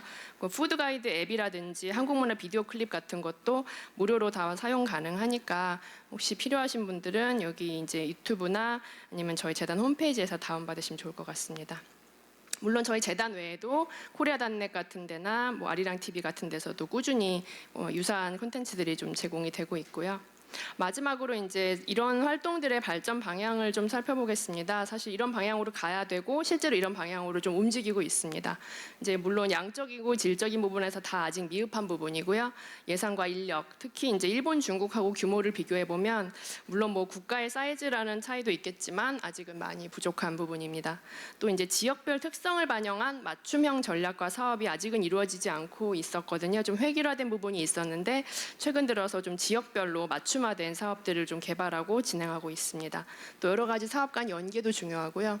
또 이제 심층적이고 지속적인 한국이해라고 하는 것은 사실 한류 같은 걸로 잠깐 관심을 가지는 분들이 많은데 비해서 그게 계속 이어지거나 그보다 하나 더 나간 공부를 하고자 하는 걸로 이어지는 경우는 사실 많지는 않습니다. 그래서 그런 부분에서 교육과 연구 인프라가 구축이 좀 필요하고 또 그냥 뭐 K-팝 듣는 사람들 말고 지한 인사라고 저희가 부를 수 있는 좀 심층적으로 한국에 대한 전문가들을 좀 길러낼 필요가 있습니다. 또 이제 여러 공공기관들이 다양한 모습으로 사업을 하고 있다 보니까요. 그 공공기관끼리 또 민간 또 대학과의 여러 가지 파트너십을 통해서 좀 유사성, 중복성을 방지하고 시너지를 만들어낼 필요가 있습니다. 마지막으로는 이제 저희가 사실 전통적인 방법에 의한 사업들을 뭐 20여 년, 30여 년간 해왔는데요. 이제 한 온라인이나 뉴미디어 쪽을 많이 활용한 한국의 제고 프로그램이 많이 필요한 시대입니다. 그래서 뭐 디지털 대학교들이 또 많은 활동들 하고 계시고 좋은 콘텐츠 많이 만들어내고 계신데요. 저희도 좀 적극적으로 활용하고 또 뭔가 공동 사업할 부분이 있는지를 계속 좀 저희도 개발해 보도록 하겠습니다. 또 마지막으로는 일방적인 한국 홍보 방식의 한계를 좀 극복할 필요가 있습니다. 약간 저쪽에서의 거부감 같은 것도 있고 사실 일방적인 방법으로의 한계가 있기 때문에 쌍방향 교류가 필요하고요. 또 이제 뭐 한국이 이렇다라고 말만 하는 것보다는 환경, 인권, 평화, 빈곤 같은 이슈에 있어서 뭔가 한국의 선진적인 어떤 도움이나 적극적인 모습을 통해서 간접적으로 브랜드 제고를 하는 방법도 많이 필요합니다. 사실 이게 좀 최근에 일본이 많이 하고 있는 방법입니다. 예, 이상으로 저의 발표를 마치도록 하겠습니다. 감사합니다. 네, 발표 감사합니다. 여섯 번째 순서는 한경구 서울대학교 교수님께서 말씀해 주시겠습니다. 큰 박수 부탁드립니다.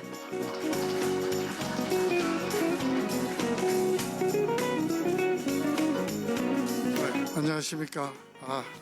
많이들 피곤하시죠? 저까지 나와서 죄송합니다. 제가 원래 이렇게 PPT를 잘 만들질 않는데 굉장히 소박하게 만드는데 디지털 대학에서 아주 멋있게 만들어 주셨습니다. 그래서 이제 좀 멋있는 PPT를 가지고 한번 해보겠습니다. 이제 크게 뭐 5가지 정도 얘기를 하려고 합니다. 그래서 이제 한국 문화의 세계화 그러면은 이 뭐 2가지가 있죠. 한국 문화가 세계화의 대상이 되는 것도 있고 또 한국 문화가 세계로 뻗어나가는 것 2가지를 다 갖습니다. 근데 이제 이 세계화 그러면은 우리가 여러 가지 역사적 경험이라든지 이런 것 때문에 굉장히 두려워하고 좀 아픈 기억들을 가지고 있는 게 사실입니다. 특히 이제 이 문화적으로도 굉장히 불안감이 있고 이제 이것은 어떻게 보면은 이 식민 통치라든지 분단 이제 이런 걸 겪으면서 여기에 대한 굉장한 어떤 아픈 기억, 불안감 이런 것들이 있는 게 사실입니다. 그리고 이제 문화를 어떻게 생각하는가. 그래서 이제 이 김중선 선생님 책도 그렇고 또 이제 우리가 문화에 대해서 얘기들을 할 때 좀 우리가 문화를 좀 전통적인 고전적인 인류학에서의 문화 개념, 그러니까 이렇게 유구한 역사도 가지고 있고 경계도 뚜렷하고 이제 이런 내셔널 컬처를 상정을 합니다. 근데 이것은 이제 어떻게 보면 현대 인류학에서는 굉장히 도전받고 있는 개념 중에 하나입니다. 그래서 우리가 컬처라든지 시빌리제이션이라든지 이런 개념들은 근대 유럽에서 유럽인들이 자신을 정의하기 위해서 발전시킨 개념이고 이 개념 자체들이 상당히 도전받고 있는 상황인데 이제 우리가 한국 문화의 세계화를 얘기할 때 너무 전통적인 개념에 집착을 하는 것도 조금 위험하다고 생각을 합니다. 이것은 이제 우리가 조선시대의 문화 인식을 들여다보면 확실히 다른 것을 알 수 있습니다. 조선시대 사람들은 오히려 지금 현대 한국인보다 더 자신감이 있었던 것 같아요. 그래서 더 열린 자세들을 가지고 있었고 오히려 이제 우리가 굉장히 민족 문화를 강조하고 고유한 걸 강조하는 것은 어떻게 보면은 이제 구한말 식민 통치 분단을 거치면서 형성된 것이 아닌가. 그러니까 우리가 사실은 더 보편적인 가치에 대한 헌신이 있었는데 그런 것들을 좀 잊어버린 것 같습니다. 뭐 물론 조선시대에 보편적인 가치를 강조는 했지만 이제 옳고 그름이라든지 문명 야만 이런 또 구분들은 열심히 하고 살았던 것도 사실입니다. 우리가 이제 세계화의 주체로서 한국 문화를 생각을 하면 뭐 이제 한국 문화가 이렇게 널리 퍼져나가고 사람들이 잘 알아주고 그렇게 해서 문화상품도 팔리고 공산품도 팔리고 한국을 존중해 주는 걸 기대를 합니다. 근데 이제 여기 대해서 굉장히 이런 게 이중적이다, 논리적 모순이다 이런 비판도 가능합니다. 그러니까 이제 외국 문화가 들어오고 세계화 되더라도 우리는 우리 거 지키고 싶으면서 또 전 세계에서 한국 거 좋아하면 막 좋아하는 거죠. 우리가 제가 아주 어렸을 때인데 클리프 리처드라는 미국 가수가 왔을 때 거기에 열광을 하니까 신문에 메이저 신문들이 이건 광란이다. 굉장히 당시에 이제 저 같은 이 중년 남자들 노년이라고 그래야 되겠네. 이 남자들이 분노했습니다. 그래서 이런 식으로 광태를 보였다라든지 울부짖는 사진, 깍깍 죽어 넘어갔다. 굉장히 문제시를 했던 겁니다. 근데 외국 소녀들이 이제 한국 아이돌에 흥분하면은 그거는 아주 한류니까 좋은 걸로 생각을 합니다. 이 일베에 가면은 아직도 무슨 그때 속옷을 벗었다 이제 이런 얘기들까지 아직도 나옵니다. 또 거기에 대해서 이제 진짜로 그런 것은 아니다 뭐 이런 얘기도 있는데 지금은 말할 수 있다 이제 이런 데 나옵니다. 이제 80년대에도 다른 가수가 왔을 때 리프 게렛이 왔을 때도 역시 광란이다 이런 표현을 썼었습니다. 그래서 이제 우리는 어떻게 보면은 문화 제국주의자인 동시에 이제 국수주의자일 수도 있고, 그다음에 이제 굉장히 그 권위주의 정권 하에서 이제 청바지, 뭐 장발, 머리카락도 단속을 하고, 뭐 대마초 단속을 하고 그랬는데 이제 이런 것들이 문화를 내세우고 풍속을 내세웠지만 정치적인 이유들도 있습니다. 그래서 우리가 보면은 이제 지금 그 신문 기사들을 보는 거하고 우리가 불과 이제 30년 전 했던 걸 보면 굉장히 다른 거죠. 그래서 이제 우리가 아주 흔하게 90년대 이후에도 이제 이런 그 김치보다 햄버거를 좋아하니 이럴 수가 있냐 근데 당연한 거죠. 어떻게 햄버거보다 김치가 좋겠습니까? 김치는 반찬 중에 하나고 매첩 반상할 때 그 축에 안 들어가는 반찬이고 햄버거는 고기인데 내가 이 분노를 합니다. 그래서 이제 밥상을 지켜야 된다, 김치를 지켜야 된다 이런 얘기들을 하죠. 노래도 있습니다. 동요도 만들어서 열심히 이제 이 김치 밥을 지켜야 된다. 뭐 우리 밥상을 지키는 건 우리 문화를 지키는 거다. 뭐 신토부리 노래도 이건 다 아시겠죠. 근데 이게 과연 모순인가? 피상적으로 관찰하면 모순이라고 그럴 수 있습니다. 그런데 조금 깊이 들여다보면 꼭 그런 것도 아니지 않는가? 좀 심층적으로 들여다보면은 이것들은 이 한국이 무슨 군사력이나 엄청난 경제력을 가지고 들어가는 게 아니기 때문에 이게 이제 미국이나 일본의 그 문화에 대해서 가지고 있던 태도하고는 상당히 사실은 규모나 뭐 효과나 이런 게 다른 겁니다. 겉보기에는 그런 것 같지만 그래서 오히려 이제 불평등한 이 정보 질서, 문화 질서에 대해서 이제 현재 압도적인 지배력을 가지고 있는데 거기에 대해서 약간 군역도 뚫고 뭐 꽤 대단한 규모는 아닙니다만 그래서 긍정적인 효과도 있지 않는가. 또 이제 일종의 그런 그 문화 제국주의라고 부르는 현상에 대해서 교정 효과도 있지 않는가. 그러면 이제 이 한국이 어떤 가능성을 가지고 있는가를 잠깐 보겠습니다. 뭐 한류 열풍 많이들 얘기했지만 이게 한국 것이라서 좋은 것보다는 좋아하는 것을 정확히 포착하기 때문에 한류가 뜬 거라고 봐야 되겠죠.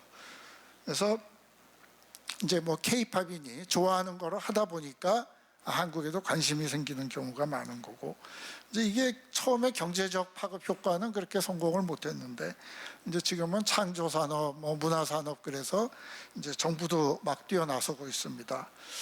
그래서 이제 여러 가지 뭐 바로 앞에 이 국제교류재단에서 발표에도 이제 여러 가지가 언급이 됐습니다만 이제 여러 가지 우리가 부수적 효과들도 기대를 할 수 있습니다. 근데 저는 이제 이 한국이 왜 가능성이 있는가? 그러면은 이 서구나 이런 일본하고는 한국은 굉장히 다릅니다.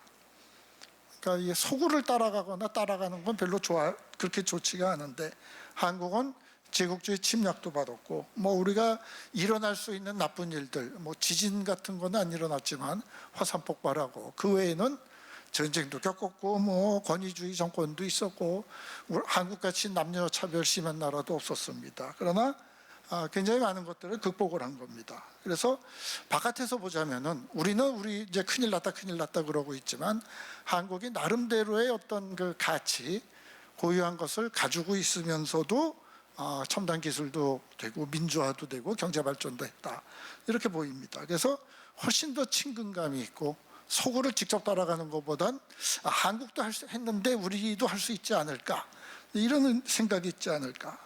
이게 사실은 19세기 말 20세기 초에 엄청난 수의 중국 유학생들이 서구로 가기보다 일본에 갔습니다. 물론 가깝기도 하고 비용 문제도 있고 한자를 같이 쓴다는 것도 있지만 굉장히 중요한 것은 서구에 가면은 서구밖에 못 배웁니다.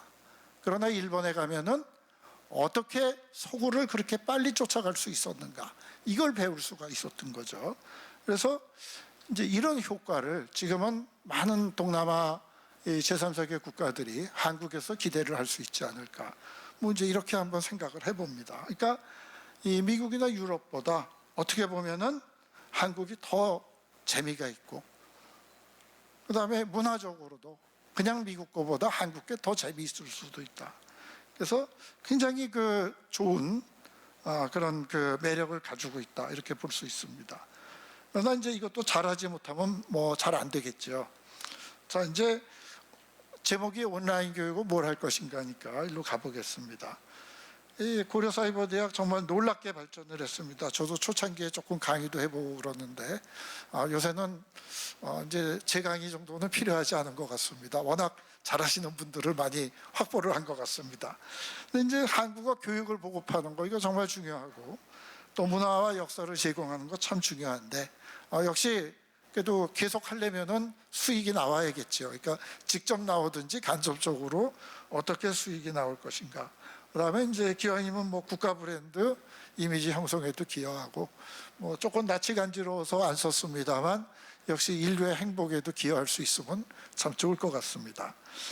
그래서 이제 이 말씀드리고 싶은 게 PC도 중요하지만 모바일에서 재미있는 강의, 볼 수 있는 강의, PC보다 어떻게 보면 훨씬 짧아야 됩니다. 그러니까 한 3분, 5분, 그게 한 시그먼트가 그렇게 돼야 될 것 같습니다.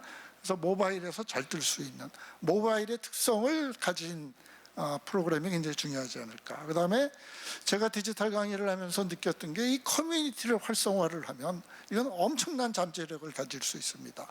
비록 언어에 이제 장벽이 있기는 하지만 이건 사실 강의를 듣는 사람들이 좀 그 자원봉사를 하게 되면 질문도 번역해주고 답변도 번역해주고 굉장히 재미있는 게 가능할 것 같습니다. 그래서 강연을 내보내는 것도 굉장히 중요하지만 커뮤니티를 활성화를 시키는 것은 정말 클 것이다. 저는 이제 그 전에도 김중순 총장님께 이 재외 한인에 대한 강의를 이거를 한번 해가지고 전 세계 800만 이 재외 한인들, 청소년들, 노인들이 들어오는 강의를 한번 개발을 해보면 좋겠다. 뭐 그런 생각도 해봅니다. 그다음에 이 굉장히 중요한 것 중에 하나가 이 일종의 그 새로운 이슈들에 대해서 이제 기존 대학들도 다 사이버 강의들을 만들고 요새 뭐 여러 가지들 활동을 하고 있습니다. 저도 국제교류재단에서 이제 이스쿨 지원하는 거 강의도 해보고 그랬습니다만, 기존 대학이 하는 것들은 역시 보수적이고 느릴 수밖에 없습니다. 사이버 대학은 흥미가 있고 수요가 있는 곳에 대해서 상당히 빠르게 신속 대응하는 이 학습들을 개발할 수 있지 않을까. 굉장히 빨리 할 수 있을 것 같습니다. 그리고 굉장히 재미있게 할 수도 있을 것 같고, 이 이제 디지털 대학, 뭐 방송 대학들도 오프라인 모임이나 강의들도 하는데, 이렇게 해서 한국어를 배우고 한국 문화 배운 사람들이 한국에 놀러 온 김에 또 며칠 집중 강의를 듣고 가는 것도, 또 놀고 가는 것도 굉장히 즐거울 것 같습니다. 그래서 그런 것들도 좀 개발이 되면 좋지 않을까. 그래서 이제 그 생각해 볼 과제들은 굉장히 많은 것 같습니다.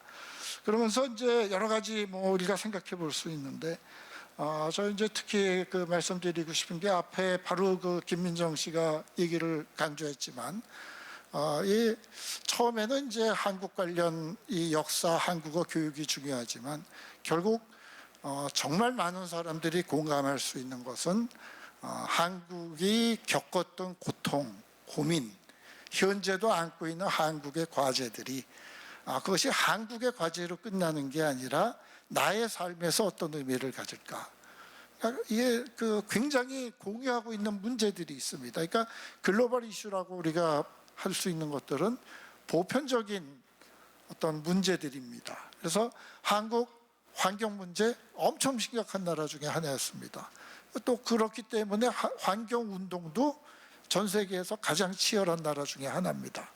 그러면 이런 이슈들을 사이버 대학에서 다뤄준다고 그럴 때, 그러면 이제 처음에는 뭐 흥미로 들어오고 가볍게 들어오지만 이런 것들이 커뮤니티가 활성화되고 각자 자기 나라의 문제들하고 결부가 된다고 그러면 사이버 대학이 정말 인류의 행복에 기여할 수 있는, 그러니까 상당히 이제 처음에는 뭐 재미 이렇게 얕은 데서 시작을 하지만 굉장히 깊은 얘기들을 할 수 있지 않을까 이런 걸 좀 기대를 해봅니다. 예, 감사합니다. 네, 발표 잘 들었습니다. 감사합니다.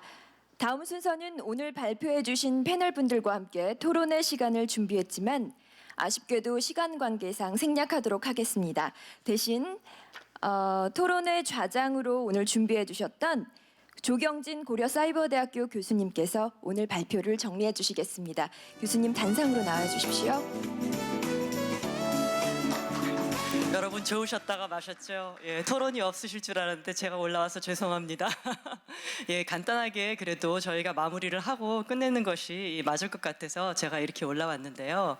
오늘 일단 그 정말 소중한 발표 6가지를 해주신 발표자분들께 진심으로 감사를 드립니다. 멀리서 외국에서도 오시고 또 많은 준비를 해주셨는데 저희들이 앞으로 더 좋은 한국 문화 콘텐츠를 개발을 하고 또 더 소통하는 그런 콘텐츠를 개발하는데 아주 큰 도움이 될 것 같습니다.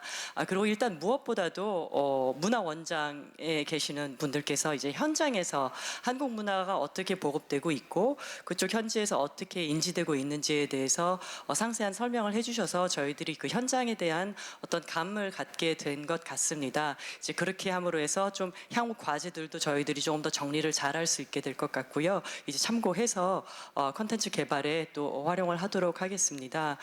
그리고 이제 여러 나라에서 이제 오셨고 또 그 각 국의 시각에서 말씀해 주신 것도 큰 도움이 될 것 같습니다. 오늘 그 나왔던 굉장히 중요한 화두 중에 하나가 뭐였냐면 결국 한국 문화와 한국어에 대해서 세계적으로 관심이 일고 있는 것은 지금 한류가 문화적으로 선풍적인 인기를 여러 군데에서 끌고 있기 때문이라는 점인 것 같은데요. 근데 이제 앞서 이제 그 중국문화 원장님께서 말씀해 주셨다시피 이 한류는 웨이브입니다. 파도는 오고 가는 거죠. 유행성이라는 거죠. 그래서 이제 그런 부분에서 저희가 조금 잠시 막 이제 한국이 잘 나가는 것에 대해서 기뻐하는 거를 조금 멈추고 오히려 조금 더 깊게 그 지점을 성찰해야 되는 게 아닌가 하는 생각이 들었습니다. 아까 이제 발표 중에서도 이제는 우리가 소울 쪽으로 가야 된다라고 말씀하셨는데 저는 그게 이제 여러 발표에서 다 나타났던 것 같습니다. 지금은 굉장히 많은 세계인들이 이 한국 문화를 소비하고 있는 형태로 이제 즐기고 있는데 좀 더 깊은 단계에서 소통할 수 있는 문화, 소통할 수 있는 그런 그 삶의 어떤 그 활력이 되면서 지침이 될 수 있는 이제 그런 차원까지 이제 가려면 우리가 어떻게 해야 하는지 아까 조금 전에 한경우 교수님께서 말씀해 주셨다시피 이제 우리의 굉장히 아픈 그런 역사적 경험들이 있고 그랬던 건데 그것이 우리의 어떤 한국 고유의 경험만이 아니라 굉장히 많은 인구들이 이 지구상에서 겪은 경험이기도 하거든요. 그러면 차이점보다는 어떻게 공통점을 찾고 보편성을 찾아서 그것을 근간으로 해서 우리가 더 많은 세계인들과 소통을 할 수 있는지 이제 이런 것이 과제가 될 것 같습니다. 그래서 지금까지는 한국어에 대한 관심이 결국엔 뭐 드라마를 보고 싶어서 또는 샤이니가 하는 노래를 내가 알아듣고 싶어서 내가 배웠던 거라면 이제는 조금 더 내가 이 세상에 서 있는 이 자리는 무엇이고 내가 할 일은 무엇인가가 이제 각 세계인들이 그런 질문들을 할 때 저런 나라에서는 저런 역사적 경험이 있었고 문화적으로 이제 이렇게 또 극복을 해왔고 대처해 나갔다라는 것들을 이제 서로 공유하고 소통을 할 수 있으면 더 좋을 것 같아요. 이제 물론 그러기 위해서는 저희들이 이 전파만 하려는 그런 주체가 아니라 교류, 쌍방의 교류를 할 수 있는 이제 그런 토대를 갖출 수 있으면 더욱 더 좋겠죠. 어쨌든 제가 봤을 때는 오늘 우리가 내릴 수 있는 결론은 바로 그런 게 아닐까 싶습니다. 조금 더 소통하고 조금 더 상호 이해를 도모할 수 있는 그런 한국 문화를 이제 만들어 나가고 이제 그런 좋은 것들을 저희가 이제 콘텐츠로 제작을 해서 이제 제공을 하는 것이 저희 고려사이버대학교가 할 일이 아닌가 싶습니다. 네, 오늘 장시간 정말 경청해 주셔서 감사드리고요. 날씨가 굉장히 궂은데도 이렇게 많이 와주셔서 너무 좋고요. 앞으로도 계속 저희 이 Korean Culture Series에 많은 관심을 가져주시고 성원해 주시면 감사하겠습니다. 네, 이상으로 마치겠습니다. 감사합니다. 네, 감사합니다. 이것으로 고려사이버대학교의 제12회 온라인 대학 학술 포럼의 순서를 마치겠습니다. 참석해 주신 여러분들께 진심으로 감사드립니다. 앞으로도 오늘 소개해드린 무료 온라인 한국문화 교육 콘텐츠인 한국문화 시리즈에 많은 관심과 기대 부탁드립니다. 그리고 만찬 식사를 로비에 준비했으니 즐거운 시간 되시기 바랍니다.